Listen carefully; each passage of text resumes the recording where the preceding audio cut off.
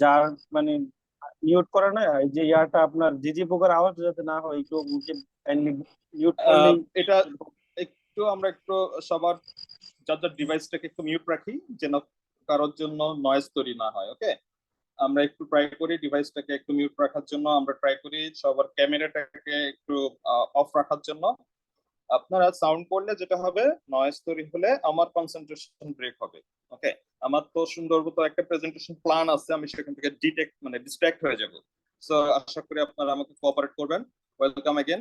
আমরা জাস্ট একটু ক্যাজুয়াল আলোচনা শুরু করেছিলাম, আমাদের ফর্মাল আলোচনা এখন থেকে শুরু করছি আবার। সো সবারই টার্গেট বা অনেকেরই টার্গেট আমাদের বাংলাদেশ ব্যাংকে রেডি হওয়া। খুব স্বাভাবিক, পুরো ব্যাংকিং সেক্টরের এটাই হচ্ছে অ্যাপেক্স বডি, রেগুলেটরি বডি। বিশেষ করে রেগুলেটরি বডি তো অনেকগুলো থাকতে পারে, বিভিন্ন সেক্টরে বিভিন্ন রেগুলেটরি বডি থাকতে পারে। বিশেষ করে সেন্ট্রাল ব্যাংকের একটা আলাদা স্বতন্ত্র একটা আহ, তার একটা কি বলা যায়, তার একটা আলাদা অ্যাপিয়ারেন্স আছে সারা পৃথিবীতে, একটা আলাদা প্ল্যাটফর্ম আছে সেন্ট্রাল ব্যাংকারদের। তো সেন্ট্রাল ব্যাংকের কাজ করার সুযোগ পৃথিবীর সব দেশের জন্য লুক্রেটিভ, আমাদের দেশেও ব্যতিক্রম না। খুব স্বাভাবিকভাবেই একটা সময় যেটা ছিল যে বিসিএস এর টপ ক্যাডাররাও কিন্তু একটা পর্যায়ে বিসিএস ক্যাডার ছেড়ে দিয়েও অনেকে বাংলাদেশ ব্যাংকে চলে এসেছে।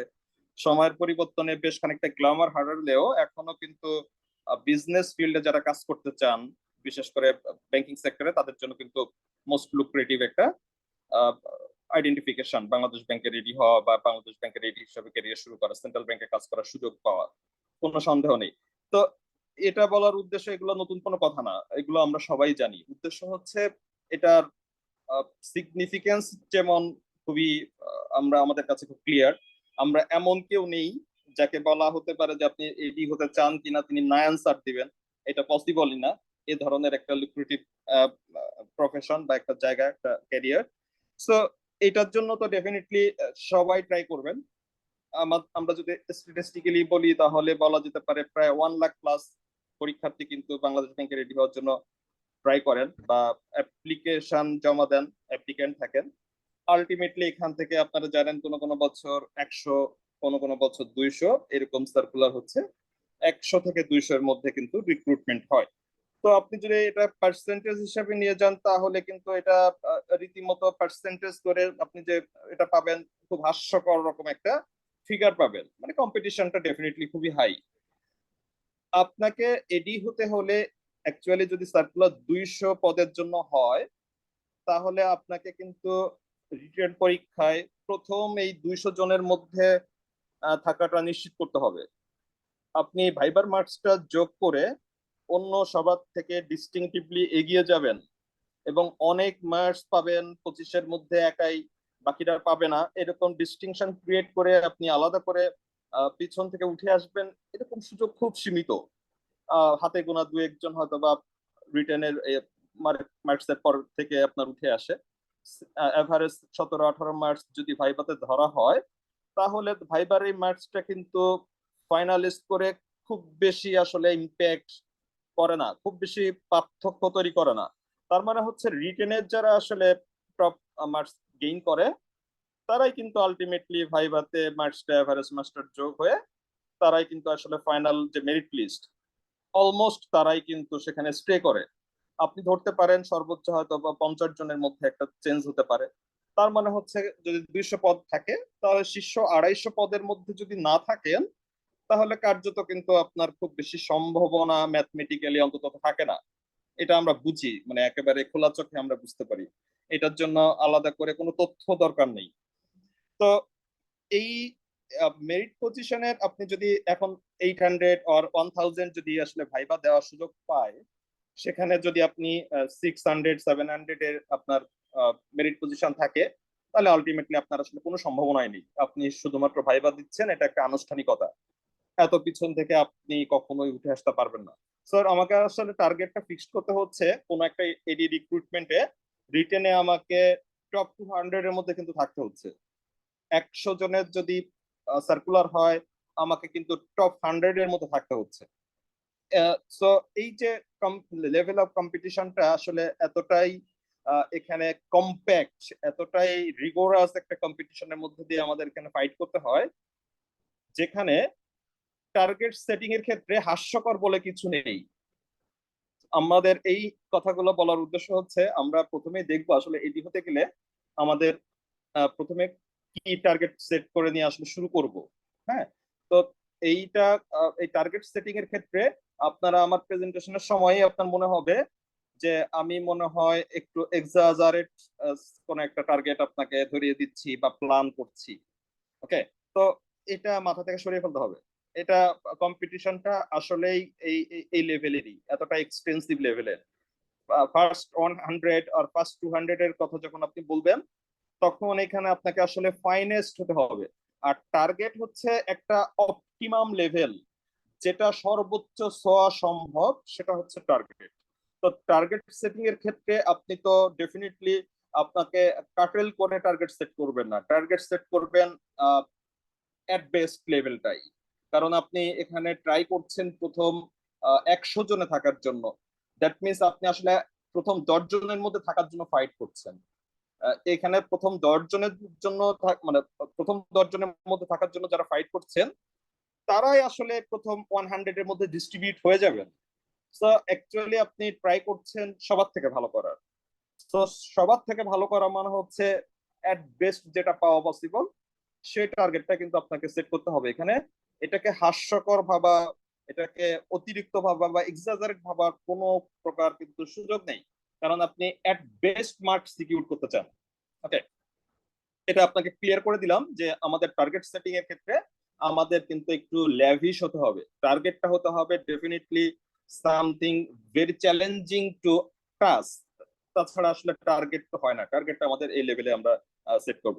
এই টার্গেট সেট করার আগে আমাদের আরেকটা বিষয় একটু ক্লিয়ার হওয়া দরকার, যে আমাদের টোটাল এই যে কম্পোজিশন গুলো কেমন, এই বিষয়গুলো আমাদের জানা দরকার।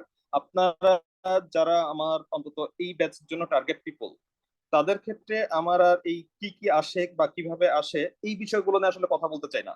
কথা বলতে চাই সরাসরি আমরা আসলে কি রিস্ক করতে চাই। আমরা এখানে ছোট্ট একটা টেবিল দেখতে পাচ্ছি। ওকে, আপনি যেখানেই কোচিং করেন অথবা আদৌ না করেন, নিজেই পড়াশোনা করেন, আলটিমেটলি আপনার টোটাল স্ট্র্যাটেজিটা, আপনার এডি হওয়ার পথে আপনার কি করতে হবে, এটার পুরাটার কোয়ান্টিফিকেশনটা মোটামুটি এই টেবিলটার মধ্যে আছে।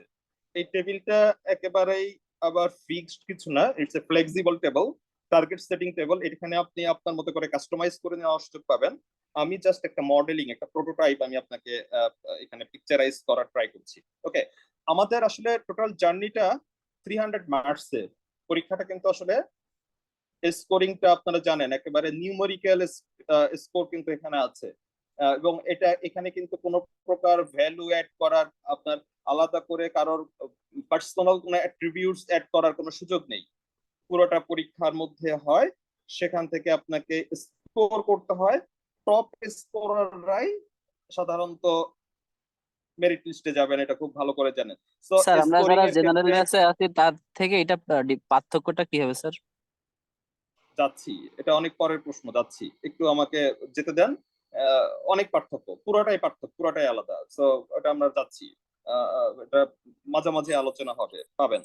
তো আমাদের এখানে যেটা আমি বলছিলাম যে 300 মার্কস এর এই যে স্কোরটা, আলটিমেটলি কিন্তু আমাদের চিন্তা করতে হবে 300 মার্কস, এবং এই স্কোর করাটা, সেফ স্কোরটা আপনাকে টার্গেট করতে হবে, সেফ স্কোরটা আপনাকে রিচ করতে হবে। আপনার পারফরমেন্স কিন্তু স্কোর বেসড। তো আমার সমস্ত টার্গেট ও স্কোর বেসড হবে। আমাদের কখনোই কোনো প্রিপারেশনের সময়, আমরা যারা অ্যাপ্লিকেন্ট, জব অ্যাপ্লিকেন্ট, আমাদের কোনো টার্গেট থাকে না, আমরা কোনো টার্গেট নিয়ে এগোই না। আমরা নো অন নো, মানে আমরা কেউ জানি না, একেবারে কেউ না, যে আমার এই পার্টিকুলার একটা জোন থেকে আমি কত মার্কস সিকিউর করতে চাই। হ্যাঁ, এটার সুনির্দিষ্ট কারোর কাছে কোনো প্ল্যান আমার ধারণা থাকে না। আপনি জানেন না আপনার টার্গেটটা কি, বা আপনার শুরুর সময় আপনি কোনো টার্গেট সেট করে নেননি। আপনি যা পারছেন করছেন, আপনি যেমনটা পারছেন আউটপুট দিয়ে আসছেন, কিন্তু আপনার আসলে কোন লেভেলের আউটপুটটা দিতে চান সেটা কিন্তু এডির ক্ষেত্রে, অন্তত এডির প্রিপারেশনের সময় আপনাকে কিন্তু এটা ভালোভাবে মাথায় রাখতে হবে, জানতে হবে। আপনি যদি একেবারে এইমলেসলি টার্গেট ছাড়াই আপনি যদি আসলে জার্নিটা শুরু করেন, আপনি ওই 100 জনের যে লেভেল অফ কম্পিটিশন, এটাতে আপনি টিকবেন না, আপনি বাদ পড়ে যাবেন। তো আপনাকে একেবারে ধরে ধরে আপনাকে ভাবতে হবে জাস্ট এটা একটা 300 ম্যাথস এর একটা গেম। এই গেমে আমার দুইটা স্টেজ আছে। স্টেজ 1 100 ম্যাথস এর এমসিকিউ পরীক্ষা হয়, এবং স্টেজ 2 200 ম্যাথস এর একটা রিটেন পরীক্ষা হয়। সবই জানা কথা, কিন্তু আমাকে এখন টার্গেটটা ফিক্সড করতে হবে। টার্গেটটা ফিক্সড করলেই আমি বাদ পড়ে যাওয়ার যে ইনসিডেন্টস গুলো হয় সেগুলোকে ট্যাকেল করতে পারবো।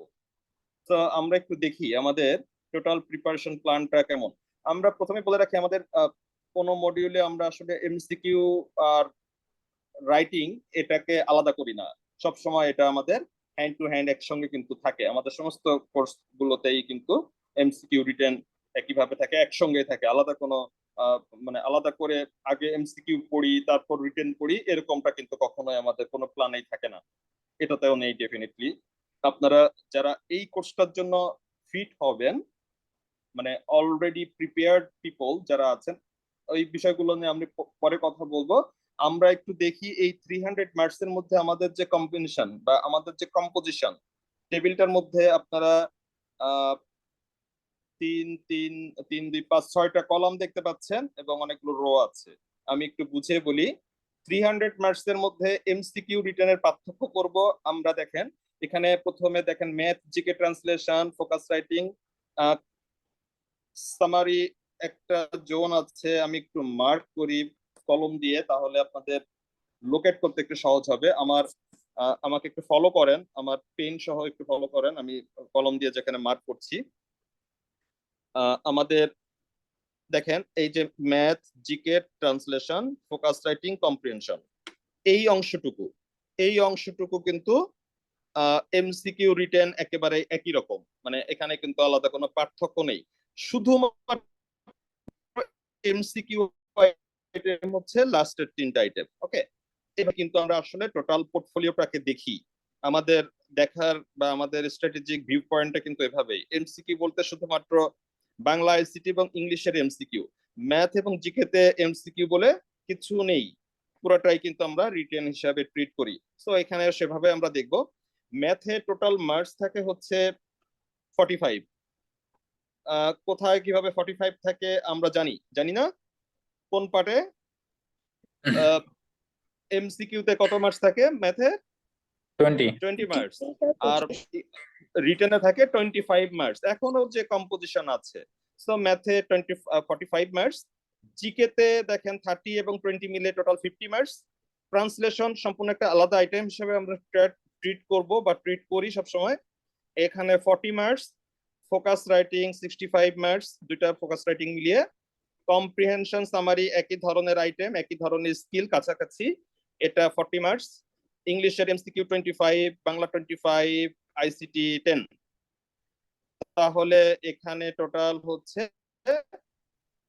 এখানে মিলে এইগুলো যদি আপনি টোটালটা যোগ করেন, টোটালটা এখানে আসবে 300 মার্কস। ওকে, এই 300 মার্কস এর উপর আমার টোটাল পরীক্ষাটা বা আমাদের টোটাল কম্পোজিশন, এটা আমরা সবাই জানি। এটাকে আমরা আমাদের মতো মানে সিগনেচার স্টাইলের মতো করে একটু দেখেন আলাদা করেছি কিভাবে। একটু এগুলোকে একটু আমরা আলাদা আলাদা সেট করেছি। কিভাবে সেটগুলো করেছি?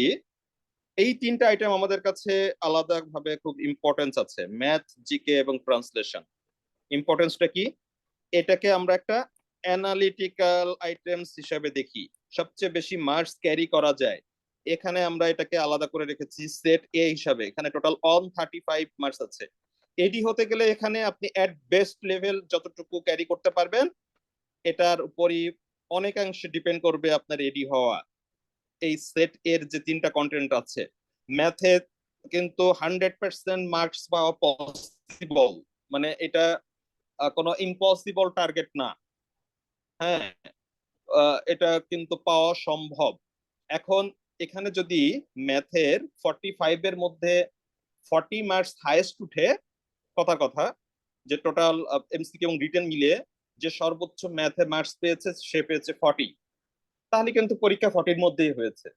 ওকে, সো যেটাই হাইয়েস্ট পাওয়া পসিবল সেটাই আমাদের টার্গেট। সো ম্যাথে সবসময় ফুল মার্কস ক্যারি করা পসিবল। সো আমাদের টার্গেটও ডেফিনেটলি সবসময় ফুল মার্কসই থাকবে। এটা একেবারেই কিন্তু ইম্পসিবল না কেউ একজন ফুল মার্কস পায়নি। ফুল মার্কস বলতে 45 আউট অফ 45 না। ফুল মার্কস বলতে যদি হাইস্ট 40 উঠে থাকে তাহলে ওই 40 আমাদের হাইস্ট মার্ক, ওটাই আমাদের টপ মার্কস, ওটাই আমাদের total marks. So 45 will be the target, এখানে সম্ভব। জিকে, জিকেতে যখন জিকেটা আসলে রিটেনে আসে তখনই টোটাল পরীক্ষার অনেক কিছু মেরিট চেঞ্জ হয়ে গিয়েছে। তো জিকে তে আপনাকে একই রকম ভাবে আপনি ম্যাথে যেমন 100% মার্কস পাওয়া পসিবল, জিকে তেও কিন্তু 100% মার্কস পাওয়া কার্যত সম্ভব। হ্যাঁ, রেড কালার মার্কের কারণে লেখাগুলো বোঝা যাচ্ছে না। ওকে, ওকে, আমি চেঞ্জ করে দিচ্ছি।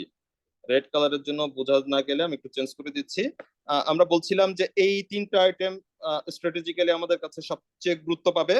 ম্যাথ, জিকে এবং ট্রান্সলেশন, এই তিনটা মিলে 135 মার্কস। এই 135 মার্কস এর এট বেস্ট যে ক্যারি করবে সে আসলে এডি হবে। যে বা যারা যত বেশি ক্যারি করতে পারবেন এখান থেকে এট বেস্ট মার্কস ক্যারি করতে পারবেন, তারাই আসলে এডি হওয়ার যে মেরিটে তারাই আসলে এগিয়ে থাকবেন। তো এখানে টার্গেট গুলো আমরা যেটা সেট করেছি, ম্যাথে আমাদের 45, মানে এটা টার্গেট, এটা আপনাকে অ্যাচিভ করা লাগবে কি লাগবে না এটা পরীক্ষার প্রশ্ন, আপনার কম্পিটিশন তার উপর ডিপেন্ড করবে। It's target. টার্গেট সবসময় অপটিমাম, যেটা পসিবল, হাইয়েস্ট রেঞ্জ। ম্যাথের ক্ষেত্রে আপনি যেমন 45 আউট অফ 45 টার্গেট করছেন, ফোকাস রাইটিং এ কিন্তু আপনি 65 আউট অফ 65 টার্গেট করতে পারবেন না, কারণ it's near about to impossible. কাউকে 65 আউট অফ 65 দেওয়া হয় না। সো আমরা ওখানে কিন্তু ওইটা ওইটা ওইটা আবার ইম্পসিবল টার্গেট, ওটা সম্ভব না। তো ম্যাথের ক্ষেত্রে এটা পসিবল, জিকের ক্ষেত্রে এটা পসিবল। ট্রান্সলেশনের ক্ষেত্রে দেখেন আমরা 40, ট্রান্সলেশনে আমরা 30 ধরেছি, 30 অনায়াসে পসিবল। ওকে, সো এটা টার্গেট।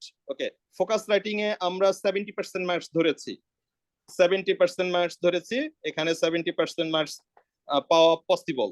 ওকে, সো দুইটা ফোকাস রাইটিং এ আমাদের এখানে মার্ক, আমাদের টার্গেটটা ধরেছি 45 আউট অফ 65। কম্প্রিহেনশন সামারিতে আমরা 50% মার্কস ধরেছি, এখানে আরেকটু মার্কস একটু কনজারভেটিভ মার্কিং করা হয়। এখানে আমরা টার্গেটটাকে অতটা ল্যাভিশ করিনি। আমাদের এমসিকিউ পোর্শনে আমাদের টার্গেট গুলা একেবারে ভেরি পোর, খুবই কম, দেখেন খুবই কম ধরা হয়েছে। এখানে টার্গেট গুলোকে একেবারেই আপনি মানে বিলো দ্য স্ট্যান্ডার্ডও বলতে পারেন, এতটাই সহজ করে ধরা হয়েছে, কারণ এটুকু ধরলে আমার জন্য এনাফ। ইংলিশে 25-এ 20+ আসলে এডি ক্যান্ডিডেট যারা থাকেন তারা অলমোস্ট সবাই এখানে 20+ মার্কস কিন্তু ক্যারি করবেন, সেখানেও আমি এখানে 15 ধরেছি অনলি।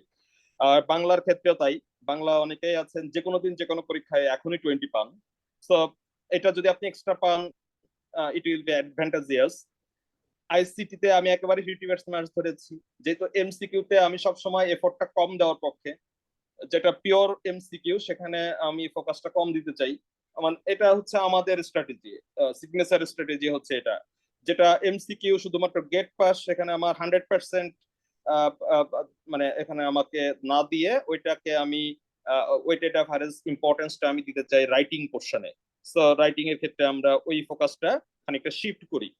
তো এটা বুঝতে পারছি যে এখানে আমাদের যে টার্গেটটা, বিশেষ করে ডি এবং ই, এই দুইটা সেটের ক্ষেত্রে টার্গেটটা কিন্তু আমাদের খুবই নর্মাল টার্গেট, একেবারে মানে কোনো এক্সাজারেট বলে কিছু নেই। আমরা বেশি গুরুত্ব দিয়েছি ম্যাথ এবং জিকে, ম্যাথ জিকে ট্রান্সলেশন, এগুলো আমাদের স্ট্র্যাটেজিক জোন, যেখানে আমাদের আউটস্ট্যান্ডিং ভালো করা উচিত, করা সম্ভব, করতে হবে। ম্যাথে দেখেন 20 এমসিকিউ ম্যাথে 17 আমি টার্গেট করেছি, যে 17 পেতে হবে, আর রিটেনে 25 আউট অফ 25। এটা এমসিকিউ ম্যাথ, এটা রিটেন ম্যাথ। 17, 20-তে 17 পাওয়া পসিবল। আপনারা এখনই অনেকে আছেন যে কোনো 20 ম্যাথে কিন্তু 15টা পান, এখনো আছেন না অনেকে? আপনারা পান কিনা, কেউ আছেন কিনা যে 20-এ 15 আমি মোটামুটি কনফিডেন্টলি পাই? আমাকে একটু যদি রেসপন্স করেন, কেউ আছেন? কয়জন আছেন দেখি? 20, 20-এ 15 পাওয়ার মতো, সরি, 20-এ এখনই 15 পাওয়ার মতন কনফিডেন্স আছে কতজনের? আপনারা কি আমার সঙ্গে আছেন? শুনতে পাচ্ছেন আমাকে? জি স্যার, শুনতে পাচ্ছি। ওকে, একটু রেসপন্স করি যে এখনই 20-15 পেতে পারি এরকম প্রিপারেশন কতজনের আছে, একটু কনফিডেন্টলি বলেন না। জি স্যার, পাইতে পারি। আছেন কেউ? ওকে, অনেকেই রেসপন্স করতেছেন, পাইতে পারি। ওকে, 20-17 পাবেন এরকম কনফিডেন্স আছে? 18, 18-20 out of, okay, 13-14, 18, 18-20 out of 20, এটা হচ্ছে তার মানে হচ্ছে আপনারা প্রিপেয়ার্ড। যে যারা 18 বলছেন, সো 17-18 পাওয়া পসিবল। ইভেন যারা এখন 15তে আছেন তাদের কিন্তু আরো 2 মার্কস বা 3 মার্কস ক্যারি করার জন্য যথেষ্ট সময় আছে, আপনারা চাইলে এখনো 3 যোগ করতে পারেন। সো 17 থেকে 18 দেখেন অনেকেই এখনই কিন্তু প্রিপেয়ার্ড, তারা পারেন। এই যে 18, ইনশাল্লাহ 17 আছে, 17-18 তারা কিন্তু ক্যারি করতে পারবেন। আমাদের টার্গেট হচ্ছে 20-তে 17 পাওয়া, রিটেনে 25 আউট অফ 25 পাওয়া। ওকে, এটা হচ্ছে আমাদের বটম লাইন, যে আমাদের 17 মিনিমাম পেতে হবে। কেউ যদি 18 পান, 19 পান, মোস্ট ওয়েলকাম, কোনো মানে এটাতে তো আর কোনো আপত্তি থাকার কোনো কারণই নেই। তো আমাদের বটম লাইন টার্গেট হচ্ছে নট লেস দেন 17। ওকে, যারা এখন 15তে আছেন, 15টা পারেন, 14টা পারেন, তাদের কাজ হচ্ছে 18তে যেতে বা 17তে যেতে যে গ্যাপটা আছে, এই 2-3টা ম্যাথের যে গ্যাপ, এটা আমাকে পূরণ করতে হবে। দেখেন, যার ম্যাথে 17 বা 18 নিচে আসবে, যিনি এমসিকিউতে 17 বা 18 নিচে পাবেন, উনি কিন্তু রিটেন ম্যাথে ভুগবেন।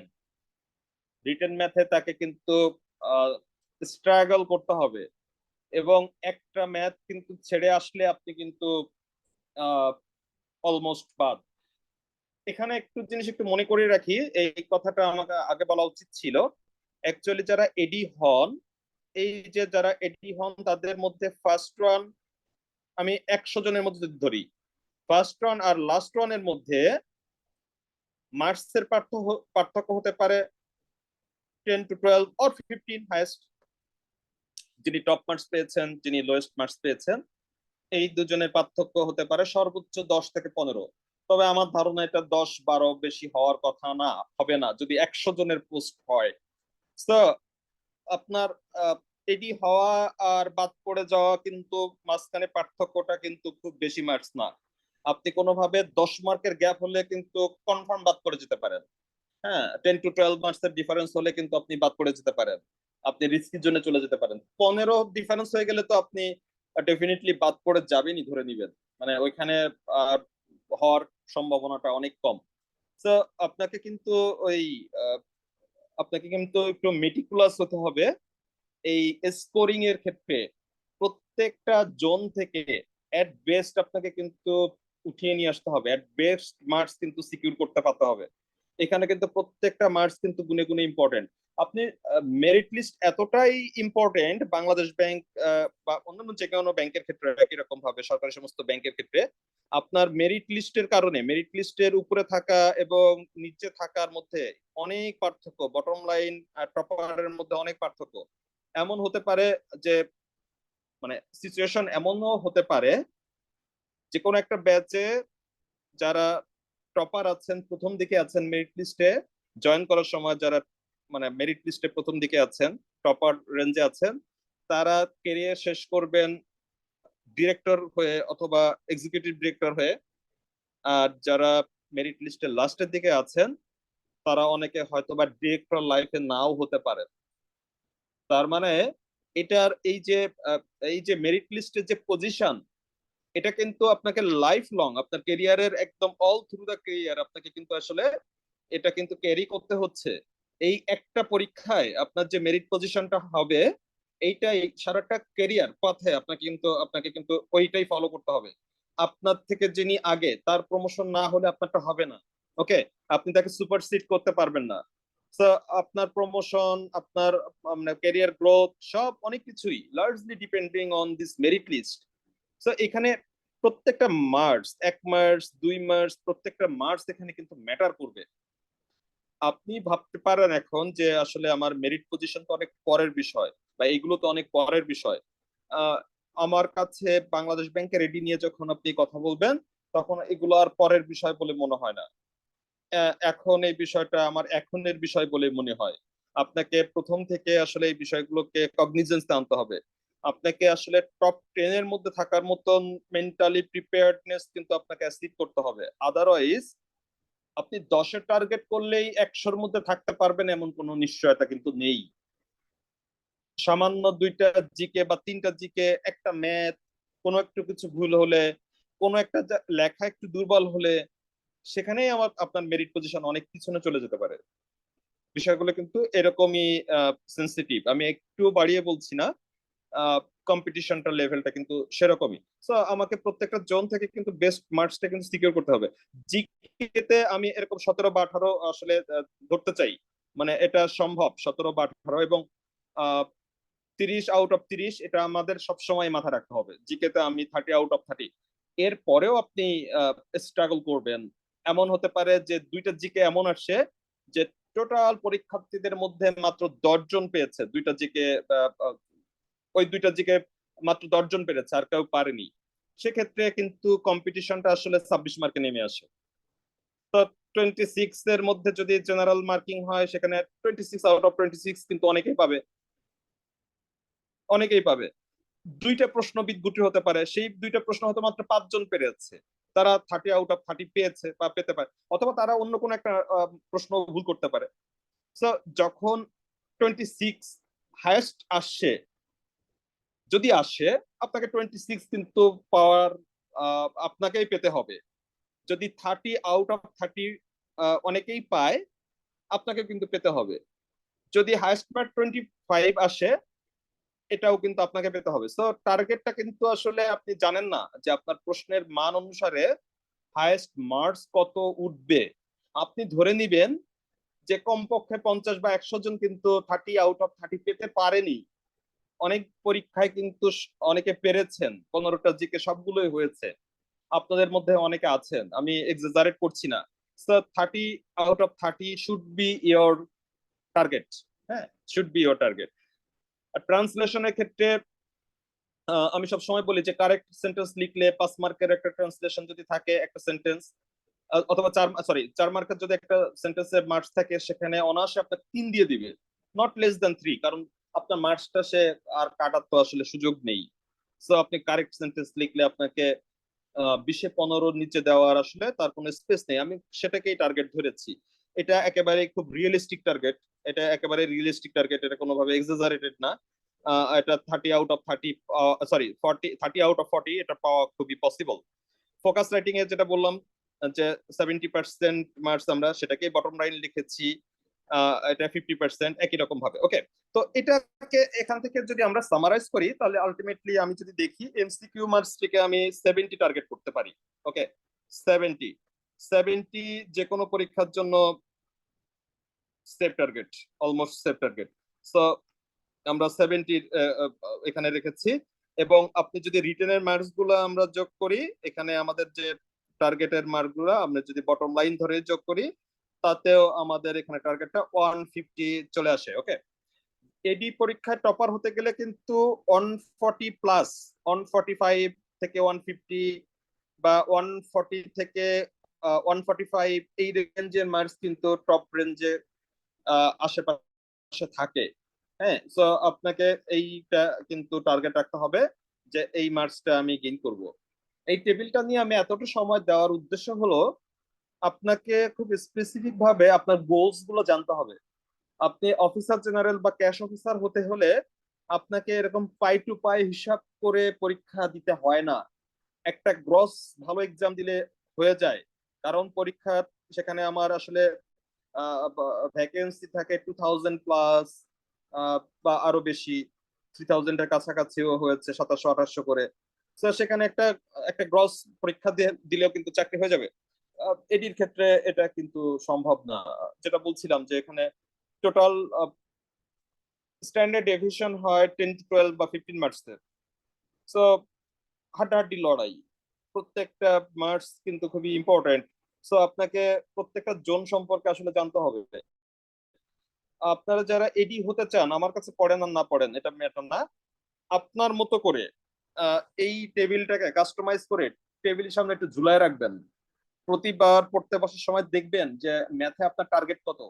যখন ম্যাথে আপনার টার্গেট 18, তখন প্রতিদিন 20টা 25টা ম্যাথ করতে আপনার কষ্ট হবে না।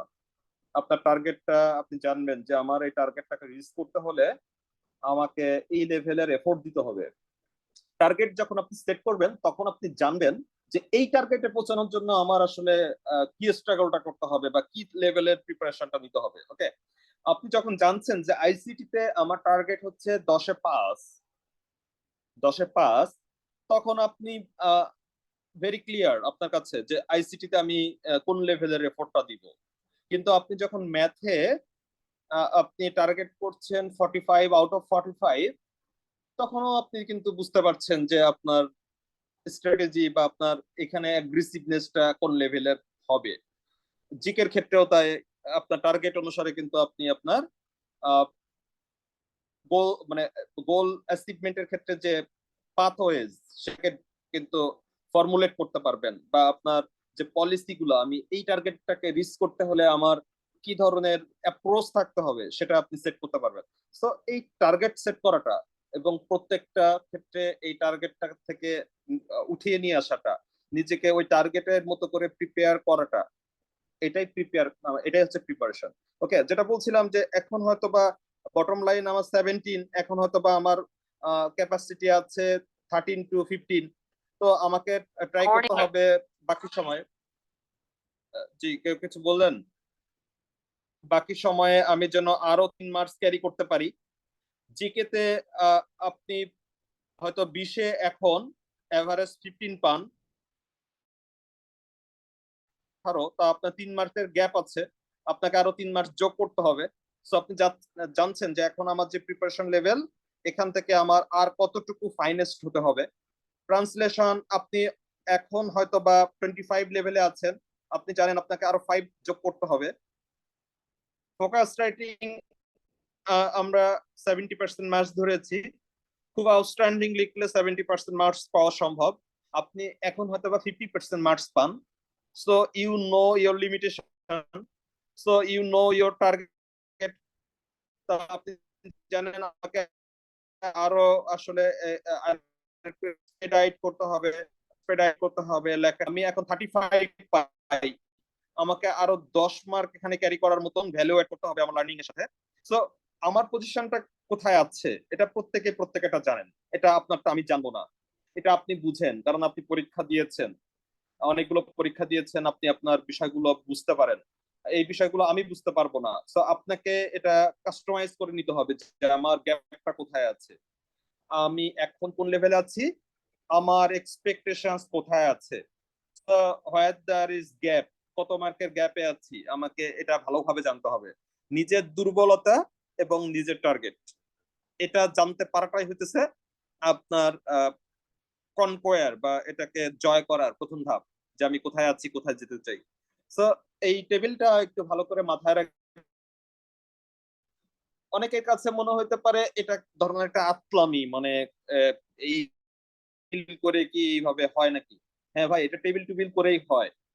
এটা 300 মার্কের একটা গেম, একটা স্কোরিং, হাইয়েস্ট স্কোরাররাই টিকবে, টপাররাই টিকবে, বাকিরা বাদ পড়ে যাবে। সো আপনাকে এখানে প্রত্যেকটা জায়গায় ওই যে পই পই করে হিসাব করে আপনাকে মার্কস গুলোকে ক্যারি করে নিয়ে আসতে হবে। ওকে, সো আপনাকে অতি অবশ্যই আহ, আহ, মানে এটার সঙ্গে আসলে ঠিক আহ, এভাবেই কাস্টমাইজড হয়ে যেতে হবে। এডির ক্ষেত্রে যারা এডি লেভেল নিয়ে চিন্তা করছেন, ওকে, তাহলে আপনি মেটিকুলাস হতে পারবেন, তাহলে আপনি বলে দিতে পারবেন একটা পরীক্ষা দিয়ে যে আমি এই লেভেলের আনসার করেছি, আমি এক্সপেক্টিং দিস মার্কস। ওকে, গুনে গুনে বলে দেওয়া, গুনে গুনে বলে দেওয়া পসিবল। হ্যাঁ, অথবা 5% এ পাশাপাশি হবে, ডেভিয়েশন হবে, বাট আপনি কিনলি যদি এটাকে মাথায় রাখেন, আপনার এটাকে টার্গেট গুলোকে যদি আপনি সবসময় ভিজিবল রাখেন, তাহলে কিন্তু আপনি আপনার টার্গেট করা এবং টার্গেট রিচ করা সেই জিনিসগুলা স্পেসিফাইড হবে। ওকে, সো আমরা এই বিষয়গুলোকে একটু গুরুত্ব দিব, এগুলা একেবারে আতলামি না, এটাই হচ্ছে শখ তৈরি করা, এটাই হচ্ছে প্রিপারেশনের ক্ষেত্রে বা কোনো একটা ব্যাটেলের ক্ষেত্রে। আপনি দেখেন ফুটবল ম্যাচ বলেন, ক্রিকেট ম্যাচ বলেন, খুব সুন্দর গেম প্ল্যান তৈরি করা হয়, কোন কোন ওভারে আমি কিভাবে আমি রানের প্ল্যান করব, কোন ওভারের মধ্যে আমি কোথায় স্কোর গুলোকে নিয়ে যাব, আমি টোটাল স্কোরটাকে কোথায় নিতে চাই, হ্যাঁ কোন লেভেলে কোন ব্যাটসম্যান কিভাবে এটাকে কি বলে, এটাকে মানে মাঠে এক্সিকিউট করবে। তো এই গেম প্ল্যানটা কিন্তু এই টেবিলের মধ্যে আছে, আমরা গেম প্ল্যানটাকে মাথায় রাখবো। ইভেন আমার সঙ্গে যারা যোগ হবেন, সিগনেচার ফ্যামিলিতেই যারা যোগ হবেন, তাদের জন্য এই যে টেবিলটা কিন্তু মোটামুটি সারা বছরের আগাম মানে যতদিন আছে বাকি প্রিপারেশন সময়, এটা কিন্তু গলায় ঝুলিয়ে দেওয়ার মতন করেই হবে। গলায় ঝুলিয়ে দেওয়া হবে, এটাকে আপনার সব সময় মাথা রাখতে হবে, এটাকে আপনি সব সময় টার্গেট করে আপনি আসলে প্রিপারেশন নেবেন। এখন আমাদের এই যে টার্গেটটা আমরা বুঝতে পারলাম যে আমার বটম লাইন কোথায়, আমার বেস্ট টার্গেট, আমার বটম লাইন টার্গেট, এটা যদি আমরা ক্লিয়ার হয়ে যাই, তাহলে এখন আমাকে এই যে ম্যাথে 20-এ 18 পাওয়া বা 17 পাওয়া, 25 আউট অফ 25 পেতে গেলে কি করতে হবে, প্রশ্ন হচ্ছে এখন এটা। হ্যাঁ, কি করতে হবে? তো কি করতে হবে এটা, এইখানে এসে আসলে স্ট্র্যাটেজিটা আলাদা। হ্যাঁ, আপনার যে মানে 17 পেতে হবে বা 18 পেতে হবে বা 25-এ 25 পেতে হবে, মানে এটা কিন্তু সবাই একমত, আপনিও একমত, আমিও একমত, সব কোচিং সেন্টারের সব মেন্টররা সবাই কিন্তু একমত। আপনাকে এটি হইতে হলে নট লেস দ্যান 140 মার্কস, এটা কিন্তু অলমোস্ট সবাই বলবে যে রিটেনে 140 নিচে আসা উচিত না, আমরা একটু 150 ধরেছি, target should be that. Okay, তো 140 নিচে হলে কিন্তু you are in danger. So 140, around 140 আপনাকে জাক্সটাপোজ করতে হবে, এটা আপনার আপনি আর মার্কস কিন্তু পাশাপাশি বসতে পারতে হবে, 140 কাছাকাছি আপনাকে বসতে পারতে হবে। তো এটা কিন্তু আপনি এটা এটা নিয়ে কিন্তু খুব বেশি কেউ আপনার সাথে দ্বিমত করবে না, আপনিও করবেন না আমার সাথে, আমিও করবো না আরেকজনের সাথে, এটা নিয়ে কোনো দ্বিমত নেই। দ্বিমতটা হচ্ছে হাউ টু রিচ দেয়ার, আমি কিভাবে 25-এ 25 পেতে পারি। কেউ এই বইটা ফলো করছেন, কেউ ওই বইটা ফলো করছেন, কেউ ম্যাথ গুলো এরকম শিডিউলও করছেন, কেউ ম্যাথ গুলো আরেকটা শিডিউলও করছেন। এই ওয়ার্ক প্ল্যান গুলো আমাদের আলাদা আলাদা, বাট মূল টার্গেট কিন্তু আমার অলমোস্ট সবার ক্ষেত্রে অ্যাকসেপ্টেবল বা অলমোস্ট একই রকম, এটা নিয়ে কোনো দ্বিধা নেই। দ্বিধাটা হচ্ছে, প্ল্যানটা হচ্ছে হাউ টু রিচ দেয়ার, আমি কোন স্ট্র্যাটেজিতে 17-এ পৌঁছাবো, আমি কোন স্ট্র্যাটেজিতে ম্যাথে 25 আউট অফ 25 পাবো। So let's come to our arena, মানে সিগনেচার কি ভাবছে, সিগনেচার কিভাবে এটাকে আপনাকে পৌঁছাতে হেল্প করবে, আপনি পৌঁছাবেন, আমরা শেরপার মতন আপনাকে জাস্ট আপনাকে গাইড করব, সিম্পল দ্যাট। জার্নিটা আপনার, একেবারে জার্নিটা আপনার, আমরা শুধুমাত্র আপনার গাইড। তো গাইড আপনাকে কি গাইড করতে চায়, আপনাকে কি কি ডিরেকশন দিতে চায়, আপনাকে কি কি পরামর্শ দিতে চায়, সেই বিষয়গুলো আমরা ছোট করে একটু দেখি। দেখেন, ম্যাথের ক্ষেত্রে আমরা যেটা করব, এখন কিন্তু সিগনেচার প্ল্যানে চলে এসেছি। এতক্ষণ ছিলাম আমরা একটা জেনারেলাইজড একটা কনসেপশনের মধ্যে দিয়ে আমরা কথাগুলো বলেছি। এখন কিন্তু আমরা একটু আমাদের মতো করে কথা বলছি যে আমরা কি করতে চাই। আমরা যেটা করতে চাই, আমাদের এই যে টার্গেটের যে টেবলটা বা এই যে টার্গেট লাইন গুলা, আমাদের এই বটম লাইন গুলা লিস্ট টাচ করার জন্য, মাইলস্টোনসটা টাচ করার জন্য আমাদের যে স্ট্র্যাটেজি গুলো হবে, এখানে যে টপিক গুলো আমরা দেখতে পাচ্ছি 3, 3, 6, 7, 8টা টপিক, এই 8টা টপিকের উপরই আমাদের কিন্তু টোটাল কোর্স প্ল্যানের মধ্যে বা মডিউলের মধ্যে এগুলো কিন্তু ইনক্লুড করা হবে। তার আগে একটু আমি অন্যান্য প্রসঙ্গগুলো একটু ক্ল্যারিফাই করে দিই। আমাদের এই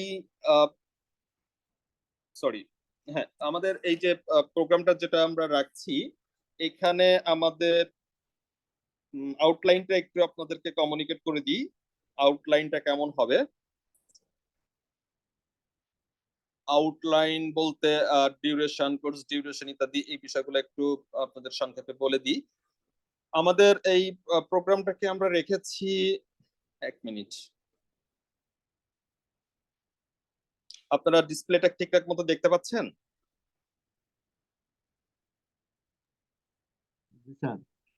ওকে, দেখা জি যাচ্ছে। স্যার।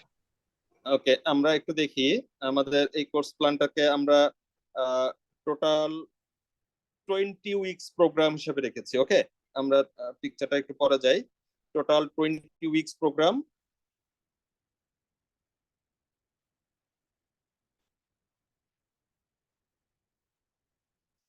20 উইকস প্রোগ্রাম কিন্তু 25 উইকস ডিউরেশন। এটা কেমন? আমাদের আমাদের সিগনেচার প্ল্যান কিন্তু সবসময় উইক বেসড, আমরা পড়াশোনাগুলো উইক বেসড হয়, মানে উইকলি আমরা পড়ি, উইক প্ল্যান থাকে, আমাদের সবকিছু হচ্ছে উইক বেসড। কারণ উইক হচ্ছে মোটামুটি একটা অল্প সময়ের মধ্যে কাউন্টেবল একটা টাইম ফ্রেম, যেটার মধ্যে ছোট ছোট করে টার্গেট গুলোকে সেট করা যায়। সো এই 20 উইকস এর প্রোগ্রাম, 25 উইক ডিউরেশন, ম্যাটারটা হচ্ছে এরকম। আমাদের উইক 1, উইক 2, উইক 3, উইক 4, এই 4টা উইক পর পর আমাদের লার্নিং পিরিয়ড। ওকে, পড়ালেখা করব, শিখব। উইক 5 এ গিয়ে আমাদের এটা হচ্ছে পুরাটাই এক্সাম উইক। এক্সাম উইক, এটা হচ্ছে লার্নিং উইক। Learning week. তো প্রথম 5টা উইকের মধ্যে 4 উইক পড়াশোনা, পঞ্চম উইকে শুধুমাত্র এক্সাম, অনলি এক্সাম। সহজ কথা হচ্ছে অনেকটা আমরা একাডেমিক্যালি যেমন সেমিস্টার গুলো পড়েছি, অনেকটা এরকম যে 4টা উইক মিলে আমার সেমিস্টার, বা টোটাল এই ডিউরেশন 3 মাসের।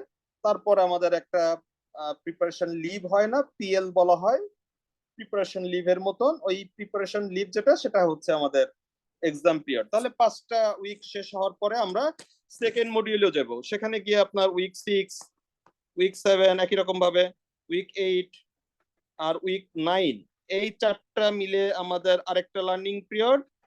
উইক 10 এ গিয়ে আমাদের আবার এক্সাম। আমরা কি বুঝতে পারছি? একই রকম ভাবে আবার উইক 11, উইক 12, উইক 13 আর উইক 14, এটা লার্নিং মডিউল। উইক 15 হইতেছে গিয়া এক্সাম। একই রকম ভাবে উইক 16, উইক 17, উইক 18 এবং উইক 19। উইক 20 তে গিয়া exam. Week 21, week 22, week 23, week 24 আমাদের লার্নিং পিরিয়ড। উইক 25 এ এক্সাম। বুঝতে পেরেছি? শুনতে পাচ্ছেন আমাকে? জি পাচ্ছি। ওকে, সো আমরা মনে হয় জাস্ট ফরমেশনটা বুঝতে পেরেছি যে আমাদের কেমন হবে। 4টা করে উইক, আমাদের ক্লাস, পড়াশোনা, অ্যাসাইনমেন্ট, এভরিথিং। 5th উইক জুড়ে পুরাটাই পরীক্ষা, প্রতিদিন এক একটা সাবজেক্ট করে। আমি একটু পরে সেটা ক্লিয়ার করছি।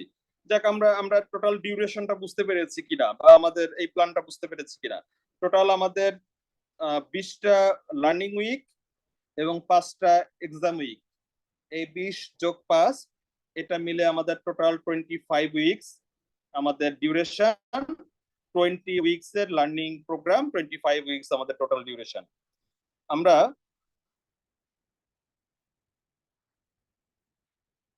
এবার যদি এই পিকচারটাতে আসি, তাহলে আমাদের জন্য বুঝতে সহজ হবে।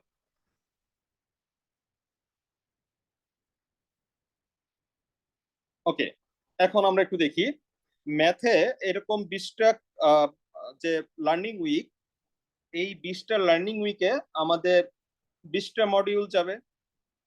প্রতি উইকে আমাদের 100 ম্যাথ থাকবে। এভরি উইক আমাদের 100 ম্যাথ থাকবে। ওকে, ম্যাথের ক্ষেত্রে আমাদের প্ল্যানটা এরকম: 1 উইকে 100 ম্যাথ। এই 100 ম্যাথ, এটা আমরা আপনাকে ম্যাথের এগুলো দিয়ে দিব, ম্যাথগুলো দিয়ে দিব।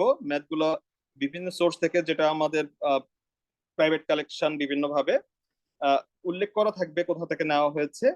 ম্যাথের আপনি অ্যাসাইনমেন্ট আকারে, প্রতি সপ্তাহের ম্যাথের অ্যাসাইনমেন্ট আকারে 4 সপ্তাহটা একসঙ্গেই 400 ম্যাথ সিরিয়ালি এটা আপনাকে দিয়ে দেওয়া হবে।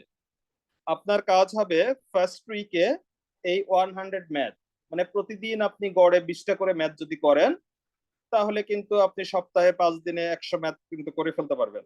ওকে, ম্যাথের ক্ষেত্রে আপনারা এখন যারা অলরেডি প্রিপেয়ার্ড আছেন, দেখেন যিনি বলছেন 17 পাবেন আউট অফ 20 বা পান এখনই 15 প্লাস যারা পান, তারা কিন্তু ম্যাথে মোটামুটি সুইট, অলরেডি প্রিপেয়ার্ড। আপনাদের জন্য উইকলি 100 ম্যাথ একেবারেই ছোট টার্গেট, বাট এই ছোট টার্গেটটাকে আমি অ্যাচিভ করতে চাই, অ্যাচিভেবল রাখতে চাই বলেই টার্গেটটাকে খুব বেশি করা হয়নি। 100 ম্যাথ আমার এক্সপেকটেশন শুধুমাত্র একটা জায়গায়, এই ম্যাথগুলো আপনি আগে যেভাবে করেছেন সব ঠিক থাকবে, শুধুমাত্র এই ম্যাথের আউটপুটটাকে নিয়ে আসতে হবে এভারেজ 1 মিনিট। 1 মিনিট প্রত্যেকটা ম্যাথ আপনাকে, এই সুইটনেসটা নিয়ে আপনি আসলে কাজ করবেন। আমার ম্যাথের ক্ষেত্রে আপনাকে নতুন করে আর ম্যাথ শেখানোর মতন কোনো অ্যারেঞ্জমেন্ট নাই, রাখবো না। আমাদের এখানে ক্লাসগুলো কেমন হবে ম্যাথের ক্ষেত্রে, আমি যেমন বলি ম্যাথের 2টা করে মডিউল মিলে একটা করে সলভ ক্লাস। তার মানে হচ্ছে প্রথম সপ্তাহে দ্বিতীয় সপ্তাহের যে 2টা ম্যাথের মডিউল থাকবে, অ্যাসাইনমেন্ট থাকবে, সেখানে যে 200 ম্যাথ থাকবে, এই 200 ম্যাথ প্রথম 15 দিন যাবত আপনি সলভ করবেন। তাহলে প্রথম 15 দিন বা 2 সপ্তাহে আপনার 200 ম্যাথ সলভ করার পরে 2 উইকসে আপনার 200 ম্যাথের সলিউশন করার পরে এখান থেকে 10টা ম্যাথে হয়তো বা আপনার স্ট্রাগল করতে হতে পারে, নাও পারে। 10টা ম্যাথের ক্ষেত্রে আপনাকে সমস্যা করতে পারেন, বা সবাই মিলে, পুরো ব্যাচের সবাই মিলে হয়তো বা 20টা ম্যাথের ক্ষেত্রে টোটাল আপনারা স্ট্রাগল ফিল করতে পারেন বা নাও পারেন। যদি এই 20টা ম্যাথের ক্ষেত্রে আপনার যে প্রবলেম গুলো থাকবে, সেই 20টা ম্যাথের উপর একটা পোস্ট লার্নিং ক্লাস হবে, সলিউশন ক্লাস, যেটাকে বলে আমরা সলভ ক্লাস। তাহলে ক্লাসটা কিন্তু আপনার আগে হবে না, আগে আপনি কমপ্লিট করবেন, দেন এই কমপ্লিশনের পরে আপনার অ্যাসাইনমেন্ট, এই যে 200 ম্যাথস এর সলিউশন অ্যাসাইনমেন্ট আকারে আপনি সাবমিট করার পরে যে ম্যাথ গুলো নিয়ে আপনি স্ট্রাগল করবেন, সমস্যা হবে, অথবা একটু বেটার অ্যাপ্রোচে শেখা যায় কিনা সেটা আপনি করতে চান, সেই সমস্যাগুলোর উপর একটা সলভ ক্লাস থাকবে আফটার এভরি 2 উইকস, অথবা আফটার এভরি 200 ম্যাথস।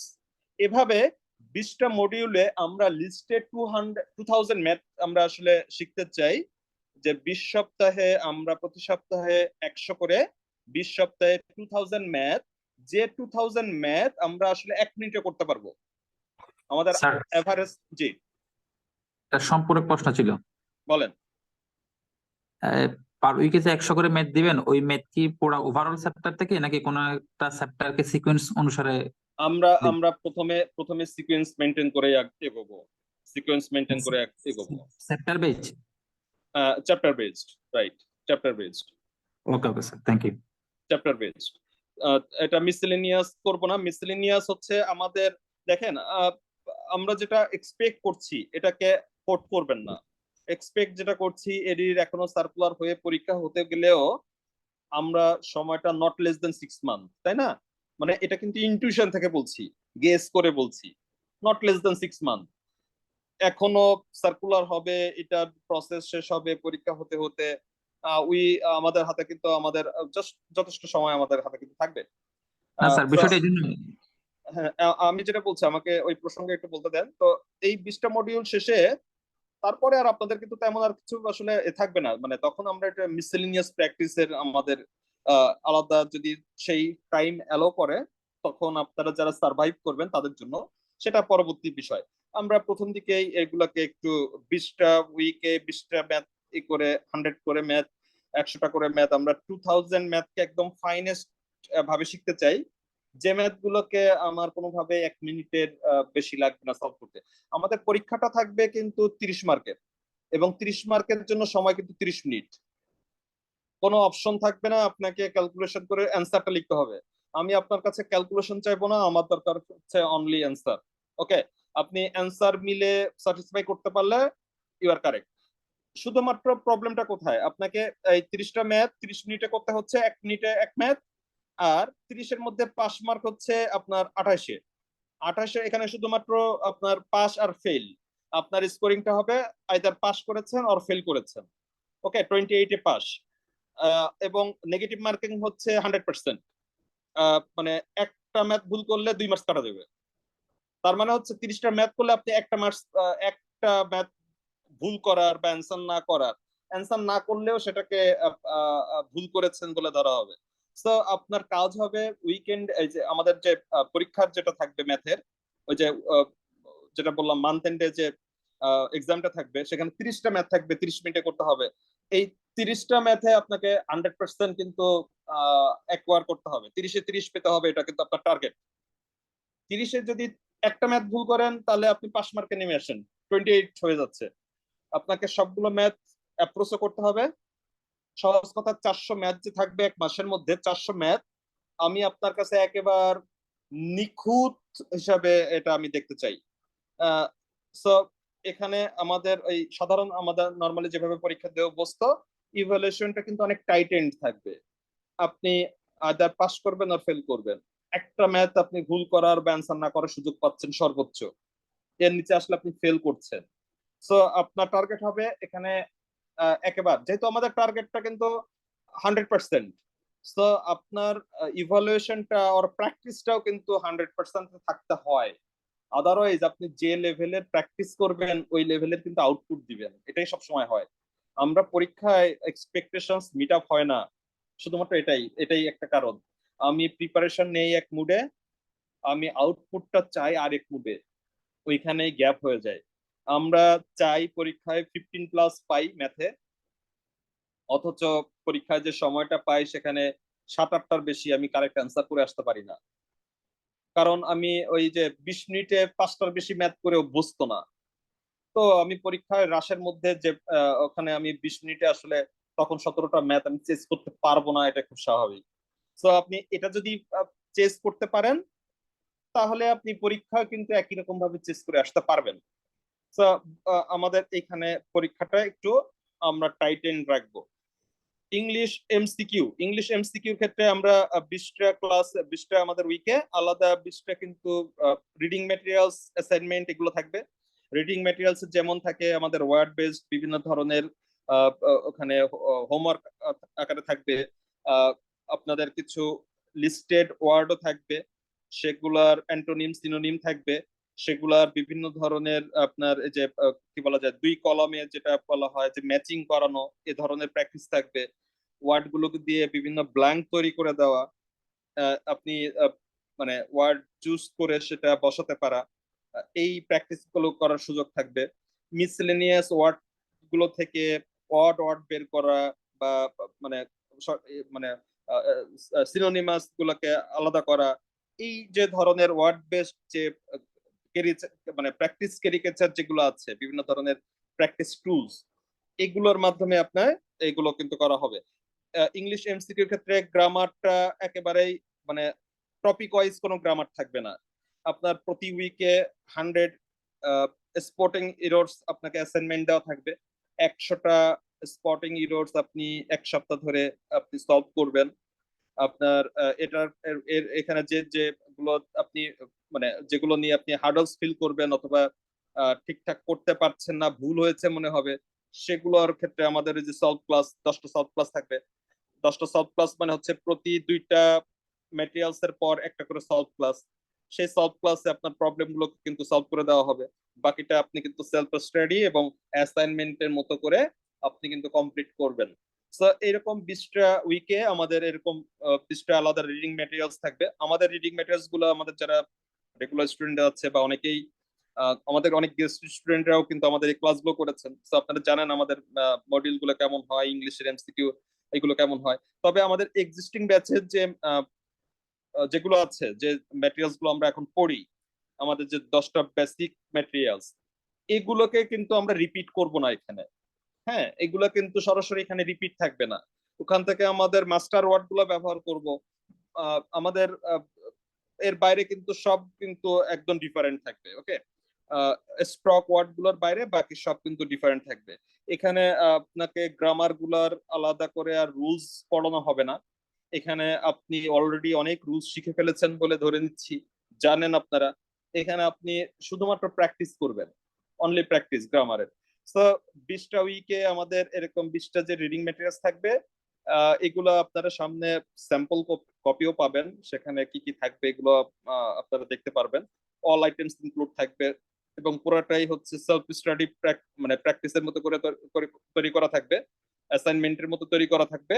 আপনি পরীক্ষায় ঠিক যেভাবে প্রশ্নগুলো পান এই মডিউলে এইরকম ভাবেই এই হোমওয়ার্ক গুলোকে তৈরি করা থাকবে। আপনার বাসায় কাজ হবে শুধুমাত্র এটাকে 5 দিনে ওই উইকের কাজগুলোকে হোমওয়ার্ক গুলোকে কমপ্লিট করা। উইকেন্ডে অ্যান্সার কপি গুলো পেয়ে যাবেন, অ্যান্সার কপি গুলো দিয়ে আপনি দেখবেন যে আপনি কোথায় ভুল করেছেন, কোন একটা গ্রামার আপনার মাথায় ঢুকছে না কিভাবে হলো, আপনি আইডেন্টিফাই করে রাখবেন। আমরা সলভ ক্লাসে এটা সলভ করে ফেলবো, আপনাদেরকে এই সলিউশন গুলো দিয়ে দিব। ওকে, সো এরকম আমাদের 10টা সলভ স্যার ক্লাস একটা থাকবে প্রশ্ন এখানে। ছিল। জি প্লিজ। স্যার আমার প্রশ্নটা হচ্ছে, আপনার যখন একটা উইকে ইংলিশ এমসিকিউ আমাদেরকে আপনি প্রোভাইড করবেন, তখন কি আপনার টপিক অনলি পিন পয়েন্টিং কিংবা অ্যানালজি কিংবা এরকম কি এটা জিনিসটা কি কম্বাইন থাকবে, নাকি এক একটা ইস্যুর উপর না, আপনি এক এক এক সপ্তাহ? ইংলিশ এমসিকিউ এর মধ্যে আমাদের দেখেন, ইংলিশ এমসিকিউ এর মধ্যে আসবে আমাদের গ্রামার, আমাদের ভোকাবুলারি, আমাদের স্পেলিং, আমাদের সাবস্টিটিউশন, অ্যানালজি, বিভিন্ন ধরনের মিসসেলেনিয়াস আইটেম আছে, কখনো ওই যে রিঅ্যারেঞ্জিং, আদার্স আদার্স এই যে টপিক গুলো আছে এগুলো সবকিছু ইনক্লুড থাকবে প্রত্যেকটাতেই। মানে 1 থেকে 20 পর্যন্ত প্রত্যেকটা ম্যাটেরিয়ালসেই কিন্তু আপনার একই আইটেম থাকবে। মানে আপনি 20টা ক্লাসে আপনি অ্যান্টোনিম সিনোনিম শিখবেন, 20টা ক্লাসে আপনার স্পেলিং এর ইয়ে থাকবে, 20টা ক্লাসে আপনার সাবস্টিটিউশন থাকবে, 20টা ক্লাসে আপনার অ্যানালজি থাকবে। ওকে, সো আপনি মানে কন্টিনিউয়াসলি কিন্তু প্রতি উইকেই আইটেম গুলাকে প্র্যাকটিস করতেছেন। মানে রিপিট হবে না, এমন না যে প্রথম উইকে যা পড়ছি 10 নম্বর উইকে গিয়ে আবার সেটা পড়তেছি, তা না। তাহলে স্যার 20টা এক সপ্তাহ এক সপ্তাহের জন্য আপনার সবটা প্যাকেজ কি নিয়ে আসবেন? প্রত্যেকটাই থাকবে, প্রত্যেকটাই থাকবে। আচ্ছা, এখন কোশ্চেন রেঞ্জ দেখেন, কি হাইস্ট? কোশ্চেন কি সরি 100টা পর্যন্ত থাকবে? আই মিন ম্যাথ যেহেতু 100 দিবেন, ইংলিশের না, ক্ষেত্রেও এটা এটা এটা এটা এটা যেটা আপনারা পারবেন এরকমটাই থাকবে, মানে একেবারে আনবিয়ারেবল কোনো অ্যামাউন্ট থাকবে না। যেমন দেখেন, এখন আপনি যদি দিনে 25টা অ্যানালজি করেন, 25টা অ্যানালজির মধ্যে 20টা কিন্তু আপনার নোন, তাই না? মানে আমাদের যারা টার্গেট পিপল, আমি কারা টার্গেট জি জি পিপল একটু পরে সেখানে যাব। আমি এক্সপেক্ট জি করছি আপনার কাছে কিন্তু 100 অ্যানালজি যদি আমি দেই, 100 জি অ্যানালজি আপনার কাছে 15 মিনিটের কাজ।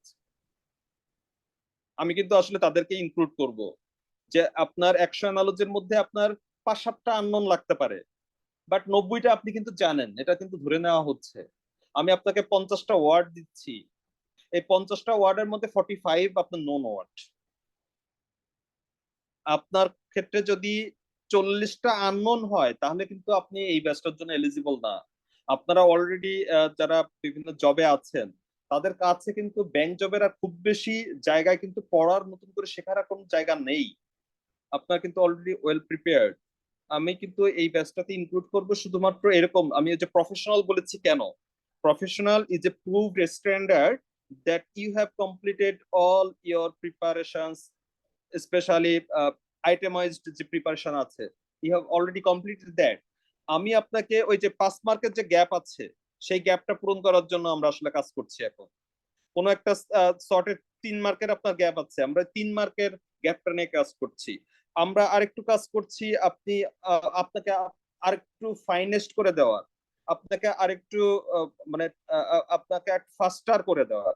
আপনি হয়তোবা আগে কখনো 30 মিনিটের 30টা ম্যাথ রেগুলার প্র্যাকটিস করেননি, এখন আপনাকে সেটা করতে হচ্ছে, তার মানে আপনার সুইটনেসটা ডেফিনেটলি আরেকটু বেটার হবে আগের তুলনায় আপনাকে আরেকটু রেডি করে দেওয়া। এখন মানে একটা পেসার হ্যান্ড করে এনেই পরের দিনই তাকে ন্যাশনাল টিমে খেলানো হয় না। আবার আপনাকে কিন্তু একেবারে রুকি হিসাবে ধরা হচ্ছে না, আপনাকে ধরা হচ্ছে ইউ আর ইকুইপড, এবং আমি আপনাকে একটু ফার্নিশ করে নিব। আমরা এটাকে একটু এক্সপেডাইট করবো, একটু ফাস্টার করবো, একটু কিন করব, but you are prepared. Okay, so আপনার ক্ষেত্রে কিন্তু এখানে নতুন মনে হবে 5 to 10% অনলি। আপনি 100 ম্যাচ চেস করতেছেন, এর মধ্যে 70টা 80টা ম্যাথ আপনি পারেন, এনি ডে এনি টাইম পারেন। আপনার ওই যে 10টা ম্যাথ বা 15টা ম্যাথ বা 20টা ম্যাথ হয়তো বা নতুন করে আপনি প্র্যাকটিস করতেছেন, আপনাকে কিন্তু এই লেভেলের প্রিপেয়ার থাকলে তাহলে আপনি এটা এক্সিকিউট করতে পারবেন, ক্যারি করতে পারবেন। আমি এটাকে এই ফিল্টারটা করতে চাই কেন, কারণ একজন বিগিনার তার জন্য আসলে এইটা পুরোটা করার জন্য উনি 1 সপ্তাহ পরেই মুখ থুবড়ে পড়বে। ওকে, তার কাছে এই জিনিসটা কঠিন লাগবে না যার অলরেডি 80% পড়া আছে, 90% পড়া আছে। আপনাকে চাকরিজীবী হয়ে প্রমাণ করতে হবে না এমন যে আপনি এটা পারেন, আপনি নিজেই জানেন আপনি এটা পারবেন কিনা, আপনি নিজেই বুঝতে পারবেন, বা আমার কথা শুনে অন্তত এখন সেন্স করতে পারবেন। মানে আপনার কাছে নতুন করে কোনো কিছু শিখতে হবে, এখানে নতুন করে কোনো কিছু শেখানো হবে না, একেবারেই না। এটা একেবারে অ্যাডভান্স লার্নারদের শুধুমাত্র ইনস্টিটিউশনাল প্র্যাকটিস সেশনস, আর কিছুই না। সেখানে যেখানে যেখানে প্রবলেম হবে সেখানে আপনাকে শুধুমাত্র অ্যাসিস্ট করা হচ্ছে। তো একই রকম ভাবে ইংলিশ, এখানে আমাদের ইংলিশ এবং ট্রান্সলেশন মিলে, ট্রান্সলেশনটা আমাদের খুব রিগোরাসলি করা হবে, ট্রান্সলেশনের আলাদা সেশনও থাকবে। এটা যেহেতু আমি দেখবো, এখানে আসলে সেশনের কোনো অভাব নেই। ইংলিশ রাইটিং এর ক্ষেত্রে কিন্তু এটা কিন্তু আবার ওই পোস্ট লার্নিং না, এটা প্রি প্রি ক্লাস এন্ড মানে আগেই ক্লাস পরে লার্নিং, যেটা কনভেনশনাল। এটা কিন্তু রেগুলার প্রতি সপ্তাহে এটা তো পুরোটা আমি কন্ডাক্ট করব, এটা তো থাকবেই। ইংলিশের যে এক্সামটা, ইংলিশের এক্সাম এখানে 35 হবে না, এটা 30 হবে। 30 মার্ক, সরি, 30 মার্কের পরীক্ষা হবে 15 মিনিটে। হ্যাঁ, ইংলিশের ক্ষেত্রে আপনারা জানেন ইংলিশ, বাংলা, জিকে এটা আপনি পারলে পারবেন, না পারলে পারবেন না। ম্যাথের ক্ষেত্রে যেমন কি আপনি পারবেন কিনা ট্রাই করার পরে বুঝতে পারেন। একটা জিকে প্রশ্ন, এটা এমন না যে আপনি মাথা থেকে হাতড়ে বের করতে পারবেন বা ক্যালকুলেশন করে বের করতে পারবেন। আইদার ইউ নো দ্যাট, অথবা আপনি এটা জানেন না, ইয়েস অর নো। সো এই ধরনের ক্ষেত্রে আমাদের সবসময় টাইমিংটা থাকবে হাফ মিনিট, 30 সেকেন্ডে আপনাকে পারতে হবে। সো 30টা প্রশ্ন থাকলে 15 মিনিটের পরীক্ষা হবে অনলি। একই রকম ভাবে জিকের ক্ষেত্রেও আমাদের চ্যাপ্টার গুলোকে আউটলাইন করে দেওয়া হবে। এখানে জিকের আমাদের যে আমাদের পড়াশোনাটা একটু ডিফারেন্ট, আপনারা আমাদের স্যাম্পল ক্লাসগুলো আছে বিভিন্ন জায়গায়, আমাদের ইউটিউব চ্যানেলগুলোতে দেখতে পাবেন। আমরা আমাদের রেগুলার ব্যাচে যেভাবে পড়ি, এই ব্যাচটাতেও সিমিলার প্ল্যানই থাকবে, কিন্তু রেগুলার ব্যাচে যেটা করা হয় সেখানে তাদের না পারার জন্য ওয়ার্কবুক গুলোকে আমাকে সলভ করে দিতে হয়। এখানে আমাদের জিকে যে ওয়ার্কবুক গুলো থাকবে, মানে বিভিন্ন ধরনের আপনার ব্ল্যাঙ্ক, ট্রু ফলস, এমসিকিউ, এভাবে জিকে গুলোকে কিন্তু প্র্যাকটিস করার, মানে সেলফ প্র্যাকটিস করার আমাদের এই বিভিন্ন ধরনের ওয়ার্কবুক তৈরি করা আছে বা করা হয়। এইখানে একেবারে 100% ওয়ার্কবুকটা আপনাকে করতে হবে। যেহেতু আমি ক্লাস নিব এবং এই সেশন গুলো আমি দেখব, এখানে আপনাকে কোনো অ্যাসিস্টই করা হবে না, এবং আপনি কোনোভাবে এটা এক্সপেক্ট করবেন না, ডিজার্ভও করেন না, আমি আপনাকে সুযোগও দিব না। এটা সম্পূর্ণ আপনাকে দিয়ে আমি করাবো। সম্পূর্ণ বলতে আপনি 90% পারবেন, 10% যেটা স্ট্রাগল করবেন সেটা আমি অ্যাসিস্ট করব এই সলভ ক্লাসগুলোতে, কিন্তু সেটা আপনি কমপ্লিট করার পর, আপনি ফেল করার পরে গিয়ে, আগে না।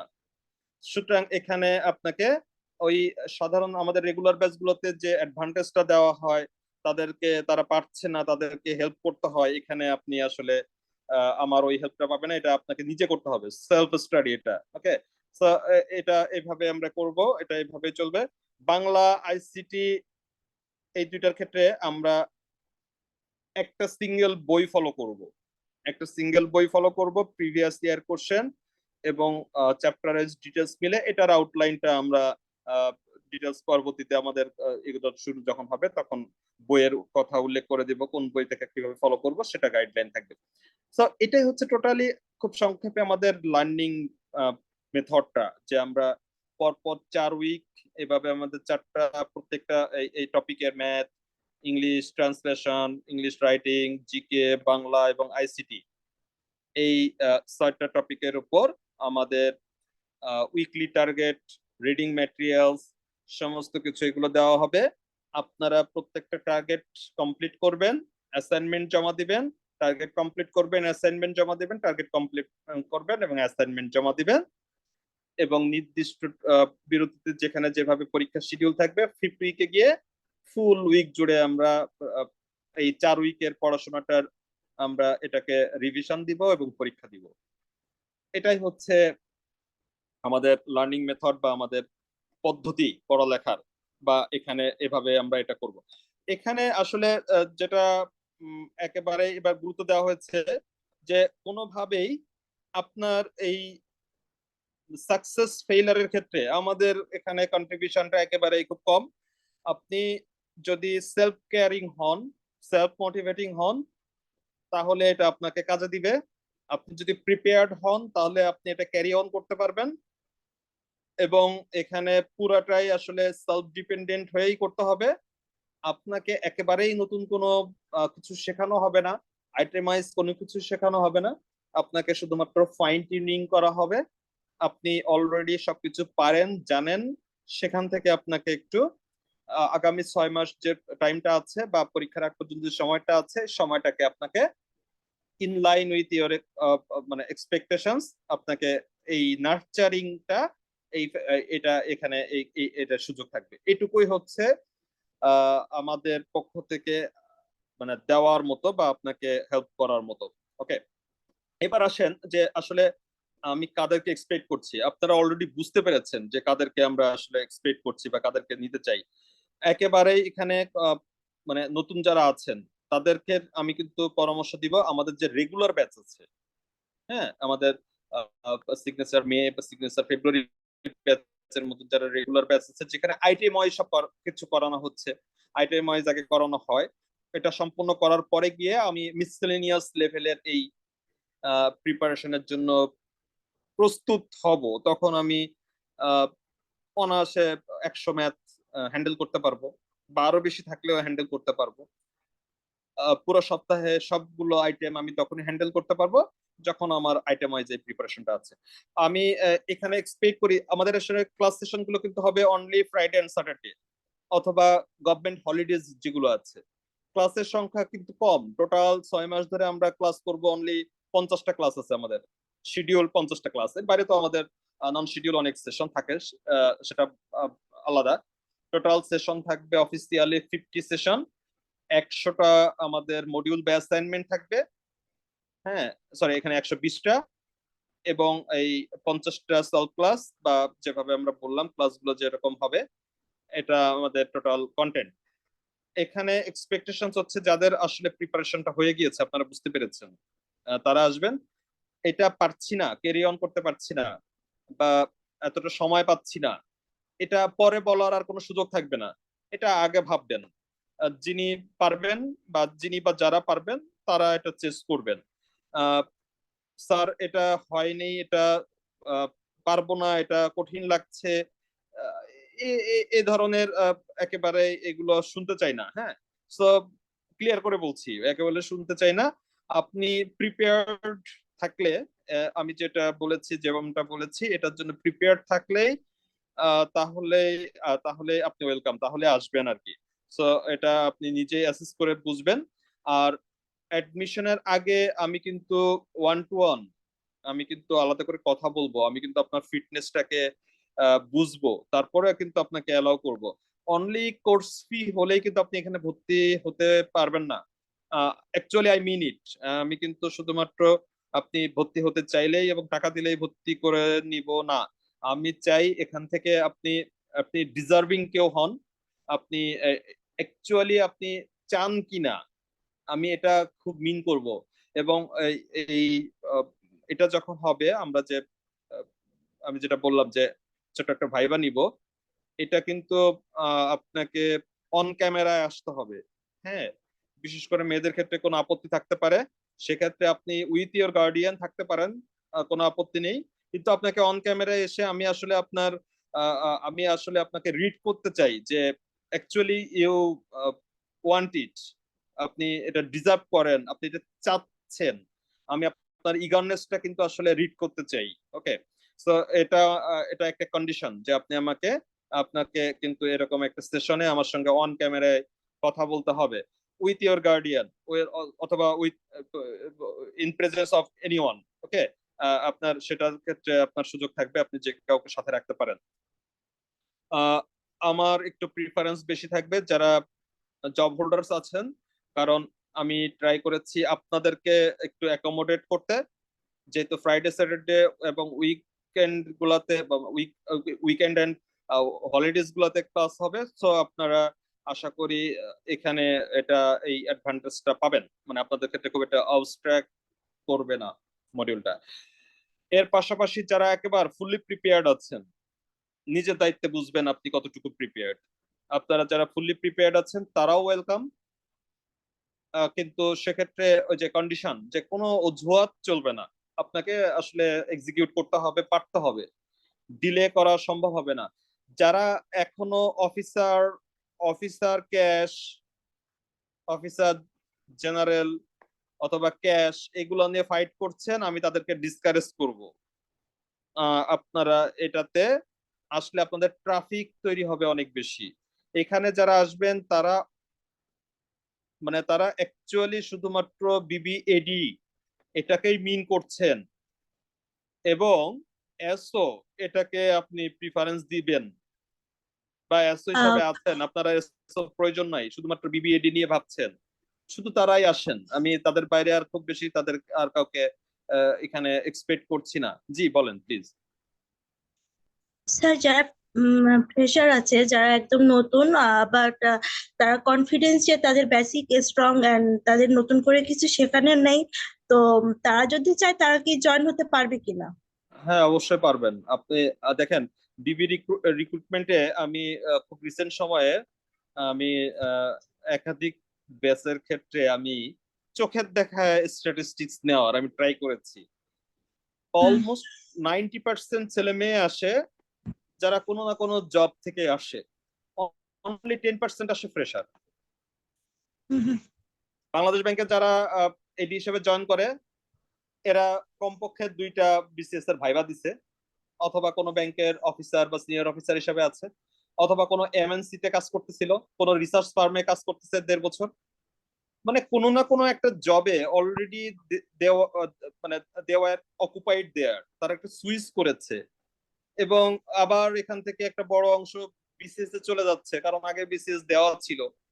তার মানে হচ্ছে বিসিএস এর রিটেন দেওয়া, একাধিক ব্যাংকের ভাইবা দেওয়া, এরকম ছেলে মেয়েরাই কিন্তু ম্যাক্সিমামটাই এখানে তাদেরকেই দেখা যায়, মানে পোর্টফোলিওটা নর্মালি এরকমই।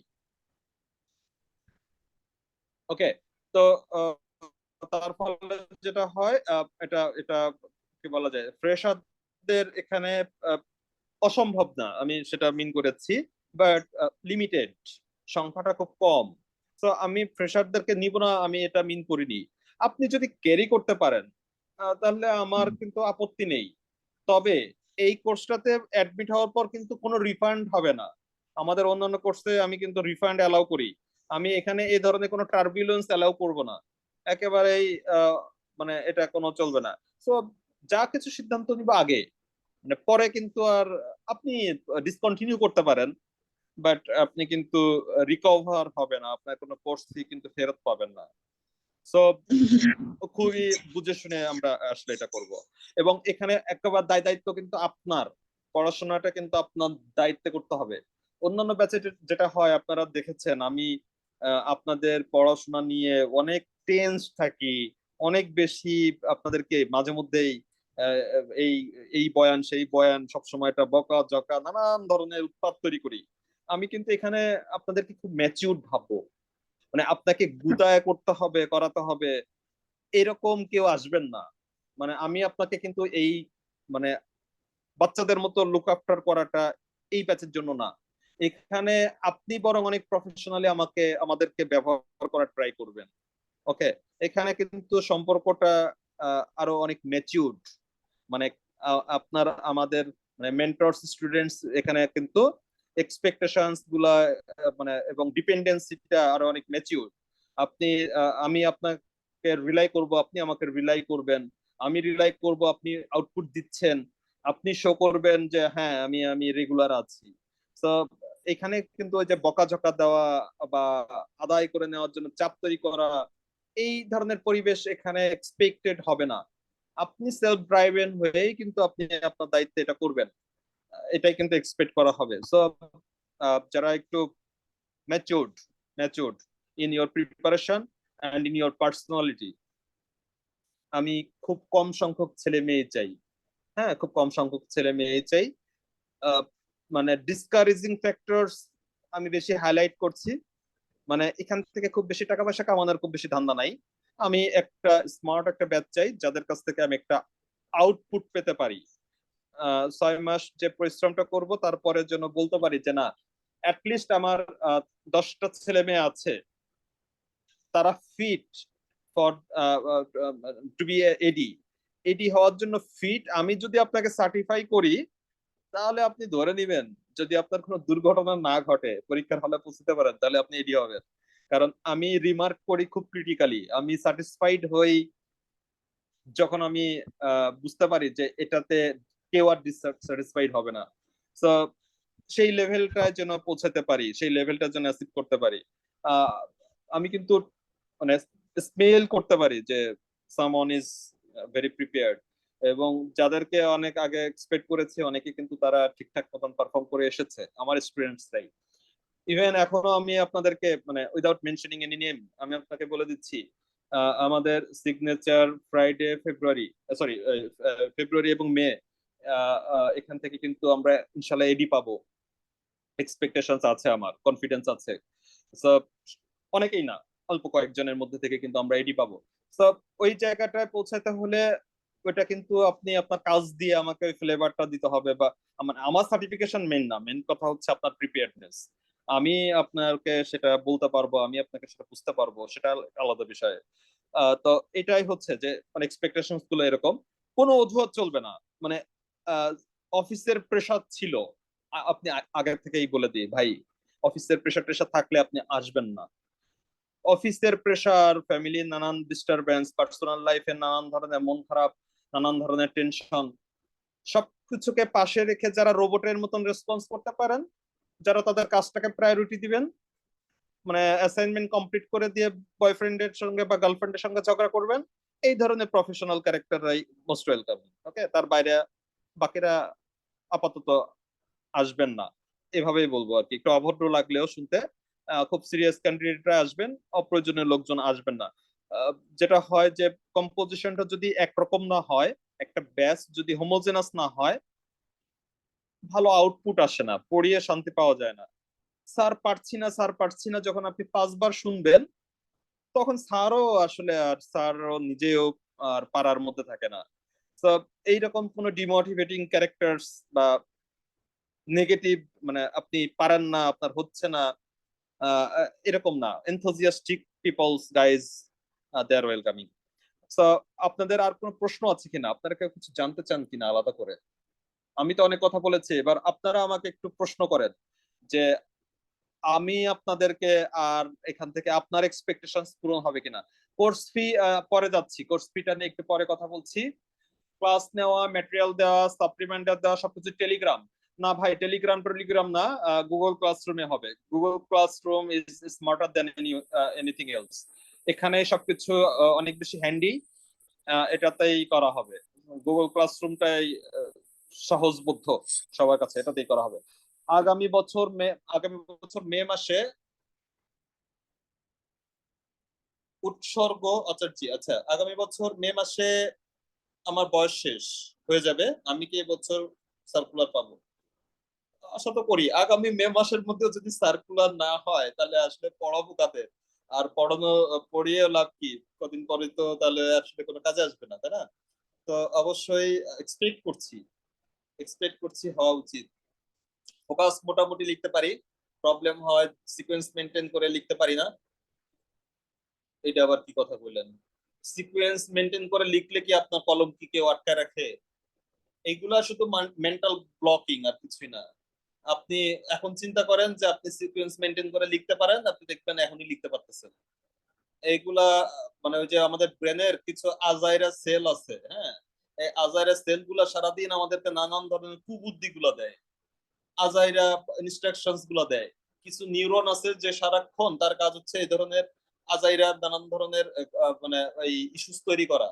আপনাকে নানান ধরনের এগুলো এমন প্রোগ্রাম গুলো দেয় যা আপনি ঘুরতে থাকেন, এগুলারে বন্ধ করে দেন, শাটডাউন করে দেন। না পারার কি আছে, আমি একটা পরীক্ষা হয় মাত্র 2 ঘন্টা সময়ের মধ্যে, একটা প্রশ্ন আমি 20 মিনিট আগে লিখতে পারি, সরি 20 মিনিট পরে লিখতে পারি, 20 মিনিট আগে লিখতে পারি না। এটা খুব হাস্যকর। আচ্ছা, এটা কোনো বিষয় না, আপনি অবশ্যই লিখতে পারেন। নিজেকে ঠিকঠাক মেসেজ দিলে দেখবেন ঠিকঠাক মতো পারছেন। অনেক সময় আননেসেসারি বড় করে লিখি, হ্যাঁ এগুলো তো আমরা ঠিকঠাক করবো, ফাইন টিউনিং তো এগুলাই। আপনাকে আননেসেসারি বড় করে লেখার সুযোগ দেওয়া হবে না, কম লিখে অনেক কিছুই, এটা এগুলো তো আমরা ডেভেলপ করব। এইগুলোই আমাদের শেখা, এখন টাইমিং গুলো আমরা কিভাবে করব, এগুলোকে আমরা এগুলোই কাজ করবো আর কি। স্পেশাল ব্যাচের জন্য কোনো মক ভাইবা কবে নিবেন? আপনি যেদিন দিতে চাবেন, আমি একটু আউটলাইন করে দেই। আমাদের ফর্মাল ক্লাস বা সেশন গুলো শুরু হবে জুলাই, মিড জুলাই থেকে, জুলাই অ্যারাউন্ড 15 ধরে রাখেন, জুলাইয়ের 15 থেকে বা এর কাছাকাছি সময় থেকে আমাদের ফর্মাল সেশন গুলো শুরু হবে। জুলাই 1 থেকে, জুলাই 1 থেকে জুলাই 10 পর্যন্ত এটা একেবারে ওপেন ফর অল থাকবে। বাংলাদেশ ব্যাংকে সমস্ত প্রিভিয়াস ইয়ার কোশ্চেন, বিবি কোশ্চেন, সমস্ত প্রিভিয়াস ইয়ার কোশ্চেন আমরা সলভ করব না, আমরা এটা নিয়ে রিভিউ করব। প্রশ্ন চেনা হচ্ছে প্রিপারেশনের প্রথম ধাপ। So in the mean time এই 15 তারিখ পর্যন্ত আমাদের ভর্তি চলমান থাকবে, মানে মিড জুলাই পর্যন্ত। যেদিন আমাদের ক্লাস শুরু হবে সেদিন থেকে টোটালি সমস্ত অ্যাডমিশন অফ, মানে এখানে সেকেন্ড ক্লাসে নতুন কেউ থাকবে না, অ্যাডমিশন টোটালি ক্লোজ হয়ে যাবে অন ডেটে। এটা যদি আমার টোটাল 12 জন স্টুডেন্ট হয়, তাই যদি আমার 5 জন হয়, 5 জন নিয়ে শুরু হবে, অথবা শুরু না হলে তারা টাকা ফেরত পেয়ে যাবে। যেদিন আমাদের লাস্ট ডেট, তারপরে আর কোনো অ্যাডমিশন হবে না। ওকে, মিড জুলাই থেকে আমাদের ফর্মাল সেশন শুরু হবে। এর আগ পর্যন্ত আমাদের এই প্রিপারেশন গুলা, বুক লিস্ট, বইপত্র কেনা, আমাদের একটা কোশ্চেন লিস্ট থাকবে প্রিভিয়াস ইয়ারের কোশ্চেন, এই কোশ্চেন গুলোকে আপনি অ্যাভেলেবেল করবেন, either printed copy or books copy, সবকিছু আপনি রেডি করবেন। জুলাই 15 থেকে আমাদের কি বলা যায়, আমাদের এটা শুরু হবে, ক্লাস শুরু হবে। জুলাই 15 পর্যন্ত, আজকে থেকে জুলাই 15 পর্যন্ত আপনি যে কোনো দিন অ্যাডমিট হতে পারবেন, অ্যাডমিশন লাস্ট ডেতে হতে পারবেন, কিন্তু 16 তারিখ বা যেদিন থেকে ক্লাস শুরু হবে তারপর দিন থেকে আর হতে পারবেন না, শাটডাউন হয়ে যাবে। অন্যান্য ব্যাচে যেটা হয় যে সেকেন্ড উইক, থার্ড উইক পর্যন্ত অ্যাডমিশন হয়, এখানে থাকবে না এটা। এবং থাকবে না মানে কিন্তু স্ট্রিক্টলি থাকবে না, কারণ আমি ওই যে আবার নতুন করে প্রি প্লান্টেশন এই এই ব্যাচে এই ধরনের ঝামেলাগুলো করবো না। তো এখানে যে কয়জন হবে এটার মধ্যে ওকে। বিবি কোশ্চেন অ্যানালাইসিসের যে সেশনটা, এটা মোটামুটি পাবলিকলি ওপেন থাকবে, যে কেউ চাইলে করতে পারবেন। মানে বিফোর অ্যাডমিশন আপনি এটাতে পার্টিসিপেট করতে পারবেন, এটাতে কোনো সমস্যা নাই, সবার জন্য অ্যাক্সেস থাকবে। ওকে, শুধুমাত্র যারা অ্যাডমিট হবেন, অ্যাডমিশন যারা হবেন তাদেরকে ক্লাসরুমে দেওয়া হবে, অ্যাডমিট করে দেওয়া হবে। ক্লাস শুরু হওয়ার, ফর্মাল সেশন শুরু হওয়ার আগের দিন পর্যন্ত যত সেশন গুলো থাকবে, এর আগ পর্যন্ত আমাদের যেটা এই সময়কাল যেটা থাকবে, যেমন আজকে হচ্ছে 21 তারিখ, 21 তারিখ থেকে আগামী মাসের 15 তারিখ, মানে হচ্ছে এখানে প্রায় 3 সপ্তাহ। এটা হচ্ছে আমাদের এই ব্যাচ বিল্ডিং পিরিয়ড, বা আমাদের যারা অ্যাডমিশন হচ্ছে তাদেরকে এই মডিউলের জন্য প্রিপেয়ার করা, বইপত্র কেনা, ম্যাটেরিয়ালস গুলোকে রেডি করা, আপনি একটু মেন্টালি প্রিপেয়ার হওয়া, এই ব্যাচ বিল্ডিং, অ্যাডমিশন। অনেকে মাসের প্রথমে ছাড়া টাকা পয়সা তারা থাকে না, মাসের তাদের একটু রিজনেবল টাইম দেওয়া। এই 15 দিনের মধ্যে আপনারা, এই বাকি দিনের মধ্যে এগুলো আপনারা রেডি করে ফেলবেন, বা যারা যারা ইন্টারেস্টেড আছেন তারা অ্যাডমিশন নেবেন, তারাও রেডি হবেন, এই সুযোগটা থাকবে। ওকে, আমাদের আপনাদের অনেক রিকোয়েস্ট ছিল আমাদের কোর্স ফিটা হাই, কোর্স ফিটাকে হাই করা হয়েছে, কারণ এখানে আমাদের যদি রেসপন্সটা খুব বেশিও আসে, আমরা কোনোভাবেই 50 এক্সিট করব না। ওকে, 50-র বেশি হবে না। আমাদের আসলে টোটাল কস্ট অ্যানালাইসিস করেও যেটা আমরা পেয়েছি, এটা আসলে আপনাদের সঙ্গে কমিউনিকেট করার ইস্যু না, তারপরেও প্রসঙ্গক্রমে একটু বলতে হয়। এখানে আসলে 50 যে পার্টিসিপেন্টস লিস্ট, যেটা আমরা রেঞ্জ যেটা ঠিক করেছি, এখানে হিউজ আমাদের মানে নর্মাল অনেক কস্টিং আছে, যাক ওইটা আপনাদের বিবেচ্য বিষয় না। আমরা সর্বশেষ যেটা ডিসিশন নিয়েছি, আমাদের পেমেন্টটা যদি ওয়ান টাইম কেউ পেমেন্ট করেন, একবারে অন টাইম পেমেন্ট, তার জন্য 7,000। আর যদি ইনস্টলমেন্ট পেমেন্ট করেন, দুইটা ইনস্টলমেন্ট করা হবে, এবং installment must be completed within 30 days। First installment আর সেকেন্ডটার মধ্যে 30 দিনের মধ্যে। এটা স্ট্রিক্টলি, এটা আমি চাইলে স্ট্রিক্টলি আসলে এটা মেনটেন করতে পারি না। এবার অ্যাডমিশনটা আমার কাছে থাকছে না, অ্যাডমিশনটা এবার শিফট করে দিচ্ছি, একজন অ্যাডমিশন ভাইয়া থাকবে। অ্যাডমিশন ভাইয়া হচ্ছে অ্যাডমিশনের ব্যাপারে প্রফেশনাল একজন ব্যক্তি, মানে তাকে আপনি কনভিন্স করতে পারবেন না। সো তিনি স্ট্রিক্টলি এটা মেনটেন করবে। ইনস্টলমেন্টে দিলে আপনি 2 ইনস্টলমেন্টে দিতে পারবেন 4,000 4,000 করে 8,000, মানে 4,000 করে 8,000 আপনি 2 বারে দিতে পারবেন উইদিন 30 days। ওকে, এই বিষয়ে আর কোনো কারেকশন হওয়ার সুযোগ নেই, এটা ফিক্সড। এটা নিয়ে আমার সঙ্গে কথা বলে লাভ নেই। এখানে অ্যাডমিশন ভাইয়া থাকবে, অ্যাডমিশন ভাইয়া এটা হ্যান্ডেল করবেন, আপনাকে আসলে কমিউনিকেট করে দেওয়া হবে, আপনি এটা তার সঙ্গে ডিল করবেন। এটা হচ্ছে মোটামুটি অল থিংস কভার্ড। এবার আপনারা একটু দেখি আমাকে প্রশ্ন করেন, কি জানতে চান? তার প্রশ্নটা হচ্ছে আপনার, আমি কয়েকটা প্রশ্ন করবো আপনাকে। একটা হচ্ছে আপনার, প্লিজ। যেহেতু আপনি বলতেছেন যে আমাদেরকে পার উইকে ক্লাস হবে, I mean Friday or Saturday, সেই ক্ষেত্রে Right. আমাদের কোর্স ইনস্ট্রাক্টর হিসেবে কি আপনি থাকবেন, নাকি দেখা গেছে কি বাংলার জন্য বা ইংলিশের জন্য ম্যাথস এর জন্য আলাদা আলাদা ইনস্ট্রাক্টর নিয়ে আসবে? বাংলা কোনো ক্লাস নাই আমাদের এখানে, বাংলা কোনো ক্লাস হয় না, বাংলায় কোনো ক্লাস হয় না। ম্যাথের জন্য তো জিকে অসীমানন্দ স্যার আছেন আমাদের। হ্যাঁ, জিকে আমি দেখি, রাইটিং আমি দেখি, এগুলো আমি দেখবো। মানে শুধুমাত্র ম্যাথটা দেখবেন অসীমানন্দ স্যার, উনিও আসলে প্রফেশনাল পরিচয়টা আমরা তো এখানে কেউ দেই না, আপনারা এটা একটু জেনে নিয়েন প্রাইভেটলি। উনি ম্যাথ দেখবেন, বাকি সবটুকু আসলে আমি দেখবো কার্যত। আমাদের এখানে কোনো বাংলার ক্লাস হয় না, আইসিটি ক্লাস হয় না। বাংলা আইসিটি কে আমরা আসলে পড়ার আইটেম বলেই ধরি না, এটা আপনাকে নিজে পড়ে নিতে হবে।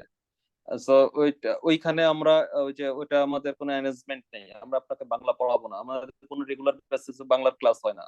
বাংলা ক্লাস গুলোকে আমরা কোনো আইটেমের মধ্যে ধরি না, এটা আপনাকে সেলফ স্টাডি করে পড়ে ফেলতে হবে। ওকে। ওকে, আর একটা জিনিস হচ্ছে কি, আপনার যেহেতু writing, I mean focus writing এর যে ইস্যুটা, এটা কি আপনি আমাদেরকে টপিক দিয়ে দিবেন, দেন আমরা আপনাকে প্রোভাইড করব, দেন আপনি ওভারভিউ করবেন, বিষয়টা এরকম? এটা বিষয়টা দুই রকম ভাবে করা হবে। ফোকাস রাইটিং এর দুইটা পার্ট আছে। ফোকাস রাইটিং এর আমার হিসাবে দুইটা পার্ট, একটা হচ্ছে আপনি ফিক্সড, একটা হচ্ছে ফ্লোটিং। ফিক্সড মানে কি? ফিক্সড মানে হচ্ছে যে ইস্যুস গুলা বাংলাদেশের ডেভেলপমেন্ট হিস্ট্রি, এটা আনচেঞ্জেবল একটা জিনিস, কখনো চেঞ্জ হবে? চেঞ্জ হবে না। বাংলাদেশের বিগত 5 বছরে বাংলাদেশের ইকোনমির রিভিউ করো, এটা ফিক্সড, এটা কখনো চেঞ্জ হবে না। বাংলাদেশের এই ধরনের বিষয়গুলা, এই যে এখন যে আমাদের মনে করেন ইনফ্লেশন চলছে, ইনফ্লেশন কি কারণে তৈরি হয়েছে, এই সময়কালের 5টা কারণ মোটামুটি ফিক্সড।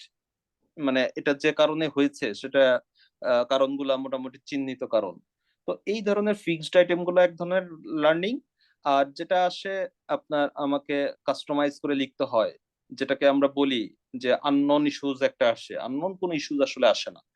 আমাদের লার্নিং এর মধ্যে থেকে কাস্টমাইজ করে যখন লিখতে হয়, মুখস্থ আমরা লেখার সুযোগ না পাই, সেটাকে বলি আমরা ওই যে মানে মানে ওপেন আইটেম আসে বা আননোন আইটেম আসে। তো আমাদের ওটা দুটোরই কিন্তু আলাদা অ্যারেঞ্জমেন্ট থাকবে। যেমন আমরা আমাদের যে ফিক্সড ম্যাটেরিয়ালস, সেগুলা আমি সবসময় বলি যে কিছু জিনিস আপনি একেবারে মুখস্থ রাখবেন, কারণ কিছু জিনিস আপনি কখনো কখনো সরাসরি কমন পান। ফোকাস রাইটিং যদি কখনো কমন আসে, এবং আমি যদি সেদিন একটা খুব মানে চমৎকার একটা রাইটিং আমি কোনোভাবে লিখে আসতে পারি, আমি একটা অ্যাডভান্টেজিয়াস মার্ক পাবো। ওকে, তো আমাদের এই যে ফ্রি হ্যান্ড রাইটিং বা এটাকে মানে একটু সাধারণভাবে লেখার দক্ষতা অর্জনের যেটা থাকবে, দেখেন আমাদের রাইটিং এর ক্লাসগুলোকে কিন্তু বেশি রেখেছি।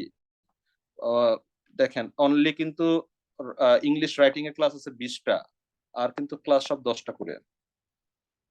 তো রাইটিংটা তো ডেফিনেটলি আমাদের সিগনেচার স্টাইলের মানে আমাদের প্রাইড তো আসলে রাইটিং। আমরা মোটামুটি পরিচিতই কিন্তু রাইটিং এর জন্য, যে আমরা রাইটিং এ আমরা ভালো এফোর্টস দেই, রাইটিং এ আমরা ওয়েল প্রিপেয়ার্ড, রাইটিং এ আমাদের সাপোর্টটা বেস্ট। তো এখানেও তো আসলে কার্যত তো চাকরি পেতে হলে রাইটিংটা আপনাকে ভালো করতে হয়।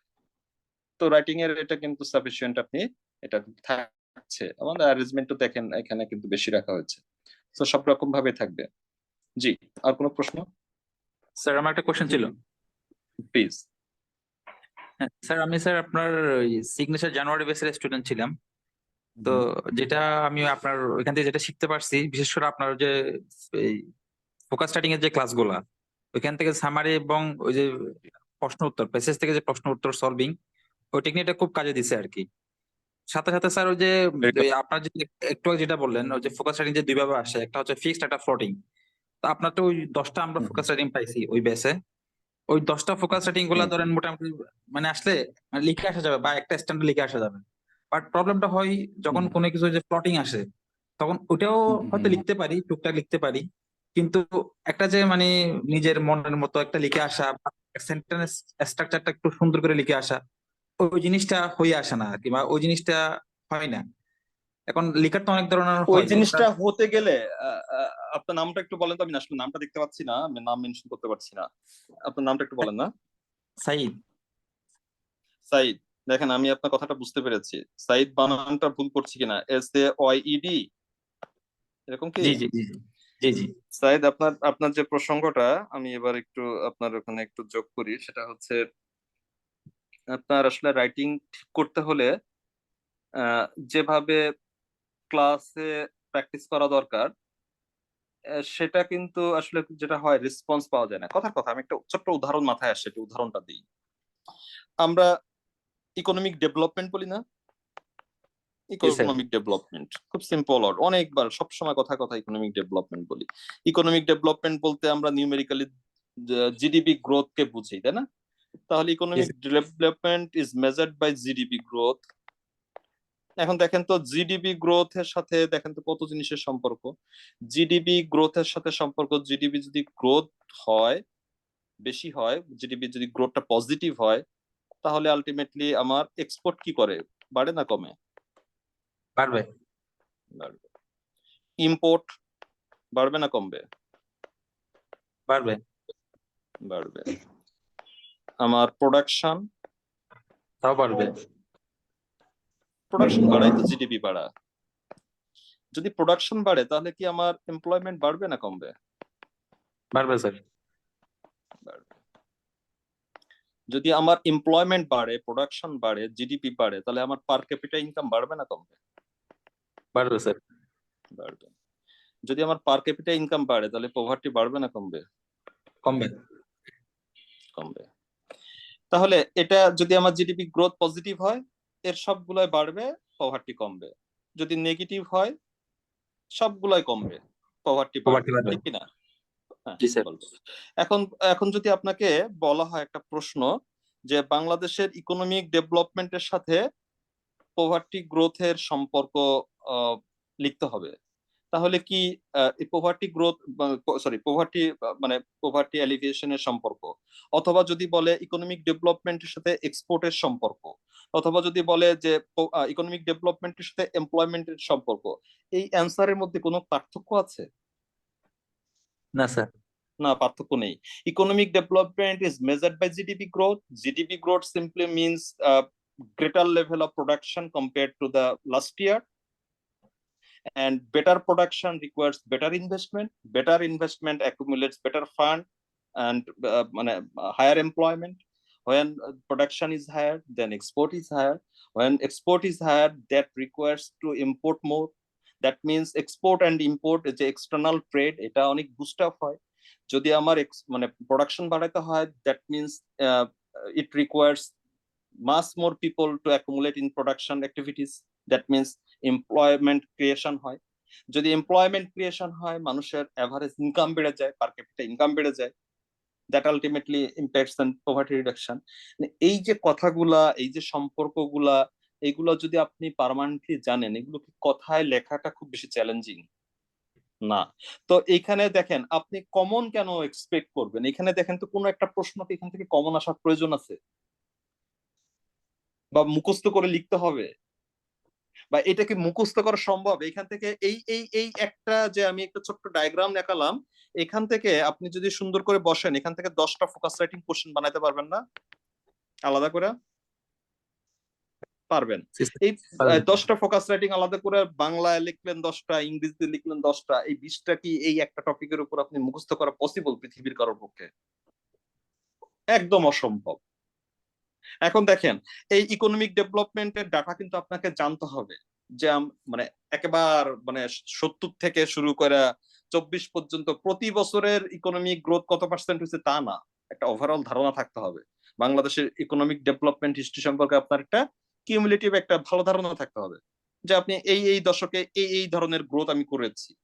এক্সপোর্টের গ্রোথ গুলো আপনাকে জানতে হবে, ইম্পোর্টের গ্রোথ গুলো আপনাকে জানতে হবে, আমার এমপ্লয়মেন্ট দশক বাই দশকের কেমন হয়েছে, এগুলো বেসিক লার্নিং। তাহলে আপনি যাই আসুক না কেন, ওই ইকোনমিক ডেভেলপমেন্টের সাথে এমপ্লয়মেন্টকে আপনি ডাটা দিয়ে কানেক্ট করতে পারবেন। এখন আমার পপুলেশন সাইজ অনুসারে আমার এমপ্লয়মেন্ট প্রায় 26 লক্ষ, আমার আনএমপ্লয়েড পিপল আছে। এটা মোটামুটি সংখ্যাটা কিন্তু সবসময় একই রকম ছিল। তার মানে হচ্ছে আমাদের ইকোনমিতে কিন্তু আনএমপ্লয়মেন্টটা অনেকটা স্টক হয়ে আছে। এটা কি সিগন্যাল, এটা কি ধরনের সিগন্যাল দেয়? আপনি দেখেন গুয়াতেমালা, যিনি গুয়াতেমালা একজন অ্যানালিস্ট কে যদি বলেন যে এটা বাংলাদেশের গত 10 বছরের আনএমপ্লয়মেন্ট রেট, গত 10 বছর বা গত 20 বছর যাবত বাংলাদেশের আনএমপ্লয়মেন্ট রেট এত পার্সেন্ট। ওই ভদ্রলোক যদি ইকোনমিক সেন্স থাকে, উনি বাংলাদেশের ইকোনমি সম্পর্কে প্রেডিকশন করে দিতে পারবেন, পসিবল, শুধুমাত্র ওই আনএমপ্লয়মেন্ট রেটের একটা ছোট্ট টেবিল দেখে। এবং উনার যদি মানে ফোরসাইট, ওনার যদি অ্যানালাইসিস এটা ভালো থাকে, ইকোনমিক্স সেন্স ভালো থাকে, উনি অনেক ক্যারেক্টারিস্টিক্স ওই ইকোনমির বলে দিতে পারবেন।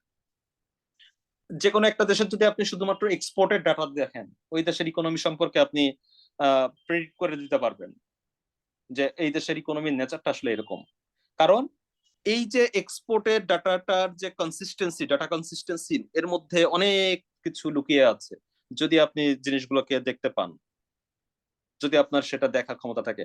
আপনি যদি দেখেন একটা দেশের এক্সপোর্ট মানে কনজিকিউটিভলি 5 to 10% কনজিকিউটিভলি প্রতি বছর বেড়ে যাচ্ছে, আপনি খুব সিম্পল ভাবে বলতে পারবেন, খুব সিম্পলি এটা স্টেট করে দিতে পারবেন যে এই ইকোনমিতে আমার GDP to investment ratio it's increasing.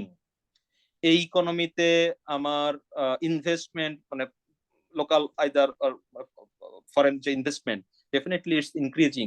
এই ইকোনমির প্রাইভেট সেক্টর ভাইব্রেন্ট, এই ইকোনমির কনজিউমার মার্কেট ভাইব্রেন্ট, এই ইকোনমির foreign trade relationship it's working very well. কারণ এইগুলো ছাড়া আপনার এক্সপোর্ট গ্রোথ হবে না। এই ইকোনমির inflation and other micro economic যে ভেরিয়েবলস গুলো আছে ইজ সাউন্ড, এগুলো সাউন্ড না থাকলে একটা দেশের এক্সপোর্ট কনজিকিউটিভলি বাড়বে না। আপনি যদি দেখেন এক্সপোর্টটা ফ্লাকচুয়েট করেছে, তার মানে এই ইকোনমি আনপ্রেডিক্টেবল, এখানে অনেক লুফল আছে। ছোট্ট একটা ডাটা, সেটা আর একটু ট্রেন্ড দেখে আপনি আরো অনেক কিছু প্রেডিক্ট করে দিতে পারবেন। তার জন্য আপনাকে ওই যে রিলেশনশিপ, যে কোনটার সাথে কোনটা, ওই যে একটা ওয়ার্ড আমরা ব্যবহার করি লারে চারে, মানে শয়তানি কোথায় লাড়লে চালে মানুষের কোথায় গিয়ে সেটার সিমটম বোঝা যায়, এই টিউনিং গুলো আপনারা জানতে হবে, বুঝতে হবে। তাহলে এখান থেকে আসলে যে কোনো রাইটিং আসলে আপনি যদি মেকানিজম গুলো জানেন, রিলেশনস গুলো জানেন, বাকিটা হচ্ছে আপনার লেখার দক্ষতা। এখন আপনার এই যে দুইটা জিনিস, এক হচ্ছে আপনাকে কনসেপচুয়াল ফ্রেমওয়ার্ক থাকতে হবে ফার্স্ট। আপনি ইকোনমিক ডেভেলপমেন্টের সাথে ওই যে পভার্টি রিডাকশন বা পার ক্যাপিটা ইনকাম, এমপ্লয়মেন্ট কে কানেক্ট করতে পারেন না। আমি তো খুব সিম্পল একটা মডেলিং বললাম, এর মাঝখানে তো আরো অনেক কথা আছে। ডেফিনেটলি আরো অনেক কথা আছে, তো সেগুলোকে করা, সেই কনসেপচুয়াল ফ্রেমওয়ার্কটা থাকা এবং রাইটিং স্কিলটা থাকা, দ্যাট মিনস এর গুড কোয়ালিটি রাইটিং, তাই না? না স্যার, তো এখন স্যার ওইটাই। এটা ঠিক আছে স্যার, আপনার মানে যুক্তি স্যার ঠিক আছে স্যার, সব মানলাম বা সব বুঝছি স্যার। এখন স্যার পরীক্ষা তো স্যার সবসময় যে এইভাবে আসবে তেমন কোনো কথা নেই। এখন স্যার আমরা স্যার যে লাস্ট অফিসার পরীক্ষাটা দিছি, ওটা যে ফোকাস রেটিং গুলো আসছে, আমি তো স্যার ওইখানে তো আর ইকোনমিক বা ওই ধরনের রিলেটেড কোনো কিছু আমি তো সেখানে অ্যাড করতে পারছি না। যেমন সেখানে কেন আসছিল আপনার কেন জব কেন সিকার। হ্যাঁ, জব সিকার্স, মানে ওখানে কি জব সিকার্স মানে কি?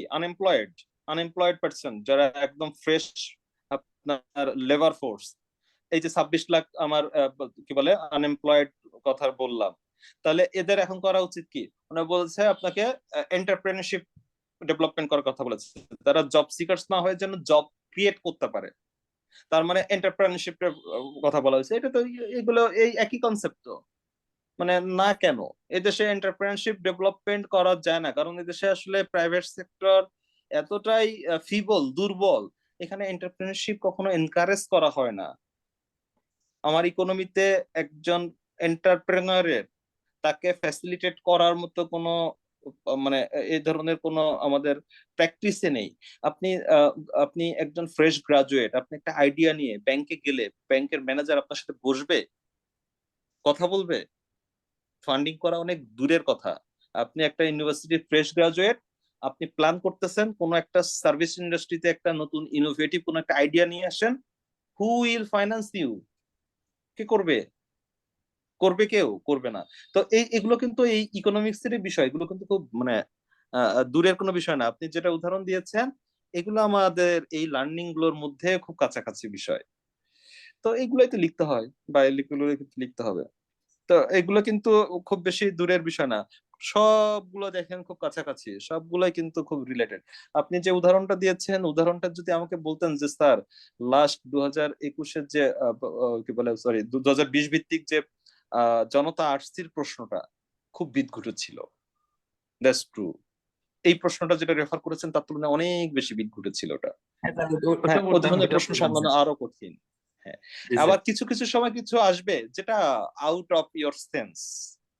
আপনি দেখেন সম্ভবত বাংলাদেশ ব্যাংকের অফিসার ক্যাশে 2021-এ প্রশ্ন এসেছে, অফিসার বা অফিসার ক্যাশের আর্থিক ও অর্থনৈতিক অন্তর্ভুক্তির আন্তঃসম্পর্ক ও প্রয়োজনীয়তা। এই ফোকাস রাইটিং এ 0 পাবে, অনেকেই 0 পাবে।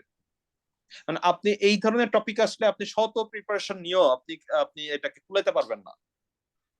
আর্থিক অন্তর্ভুক্তি এবং অর্থনৈতিক অন্তর্ভুক্তি, ফাইন্যান্সিয়াল ইনক্লুশন আমরা সবাই জানি, ইকোনমিক ইনক্লুশন ম্যাক্সিমামই সবাই জানি না।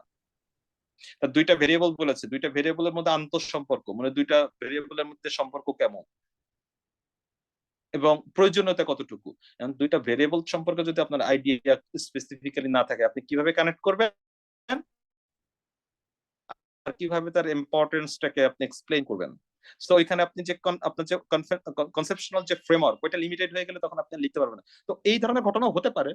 So what we can do তখন, এরকম ঘটনায় যেটা বলেছি যে যখন একটা প্রশ্ন কেউ পারছে না, কথার কথা এই 30 মার্কের একটা এমন একটা ফোকাস রাইটিং আসছে যেটা আসলে হাতে গোনা 10 জনের বেশি এটা কেউ লিখতে পারে নাই, তাহলে ওই দিন আসলে পরীক্ষা হয়েছে 170 মার্কের।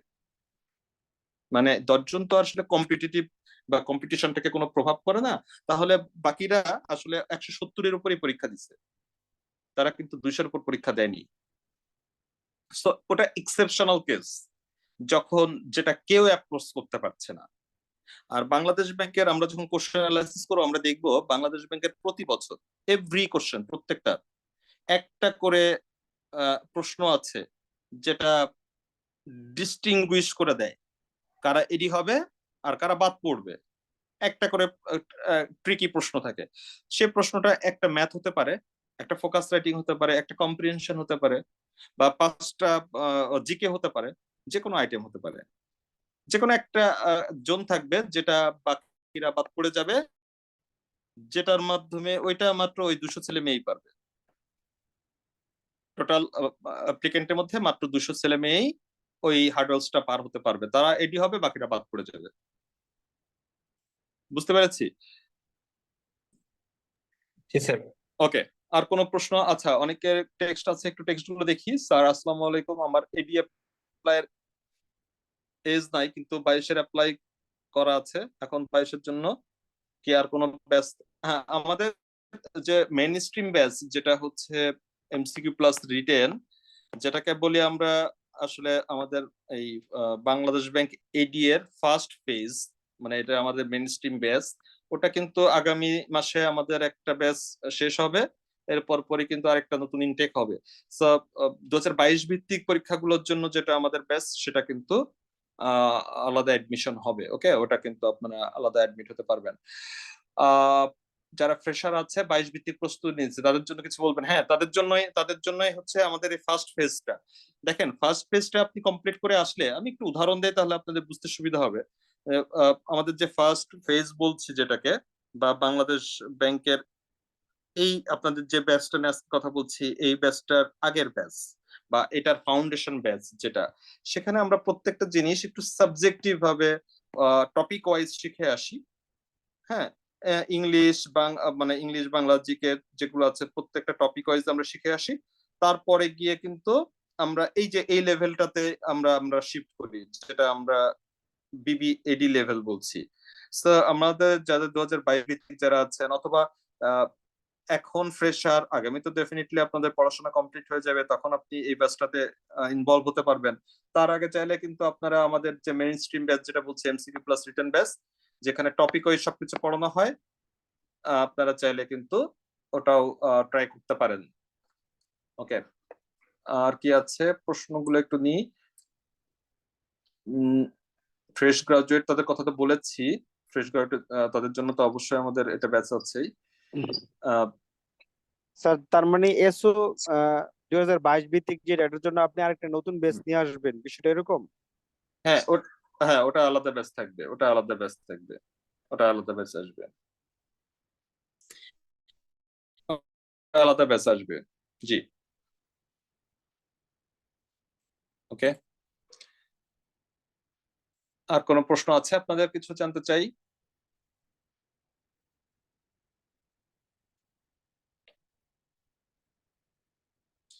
আমাদের যারা রেগুলার ব্যাচে আছেন, আপনাদের অনেকেই দেখছি আছেন আমাদের সেশনটার সঙ্গে। আপনাদের কিন্তু একেবারেই এইটা নিয়ে, এই নতুন এটা নিয়ে একেবারে আপনাদের কিন্তু ওরিড হওয়ার কিছু নেই। আপনারা কিন্তু অটোমেটিক্যালি এখানে শিফট করবেন after completing your regular module. আপনাদের জন্যই কিন্তু আসলে এই মডিউলটাই আমাদের, বিশেষ করে মে ব্যাচ, ফ্রাইডে ব্যাচ, এই যে নতুন ব্যাচটা যেটা হচ্ছে, আপনারা কিন্তু এখানেই শিফট হবেন আপনার আইটেমাইজড যে মডিউলটা চলছে সেটা কমপ্লিট হওয়ার পর। তো আপনাদের একেবারেই কিন্তু এটা নিয়ে ওরিড হওয়ার কিছুই নেই, কোনো কারণ নেই, আপনাদের জন্য সবকিছু। ওকে, আর কোনো প্রশ্ন আছে কিনা? আর কোনো প্রশ্ন নেই বোঝা যাচ্ছে।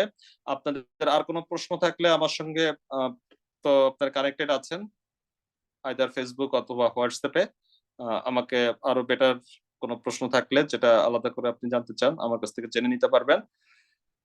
একই সঙ্গে যারা অ্যাডমিট হতে চান আমাকে ইনফর্ম করবেন, আমি আপনাকে শিডিউল দিব, আমি আপনার সঙ্গে ওয়ান টু ওয়ান কথা বলবো। দেন আমি আপনাকে যদি বলি যে হ্যাঁ you are allowed to permit, মানে you are permit to take your admission, then শুধুমাত্র আপনি অ্যাডমিশনটা নিতে পারবেন। তখন আপনি পেমেন্ট করবেন, তখন আপনি অ্যাডমিশন হ্যালো স্যার। নেবেন। জি প্লিজ। Hello sir.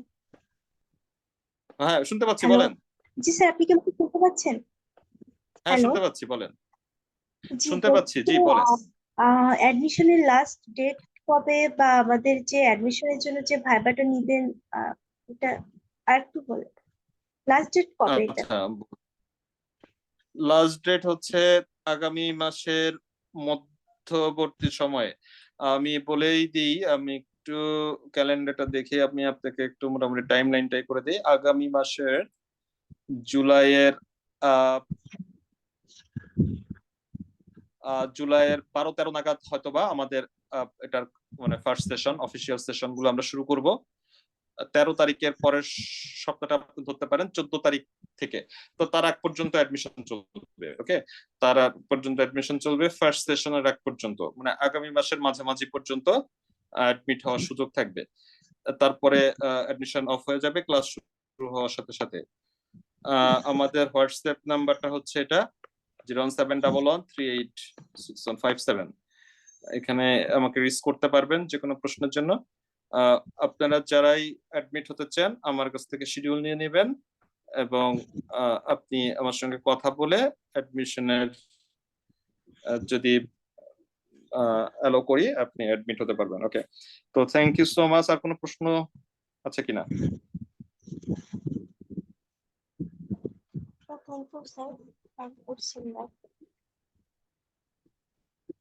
ওকে ওকে, ঠিক আছে। আর সম্ভবত কারো কোনো প্রশ্ন নেই। আর তো প্রশ্ন করার সুযোগ আরো থাকছে। আপনারা আরো দেখেন, আর একটু বেটার জানেন, আর একটু নিজের সঙ্গে জাস্টিফাই করেন, বিশেষ করে আমরা এটা কতটুকু এক্সিকিউট করব সেই বিষয়গুলো। আপনার সঙ্গে ডেফিনেটলি আরো কথা হবে বিষয়ে। তো আপ টু দেন সবাই ভালো থাকবেন, সবার জন্য শুভকামনা এবং শেষ করে দিচ্ছি।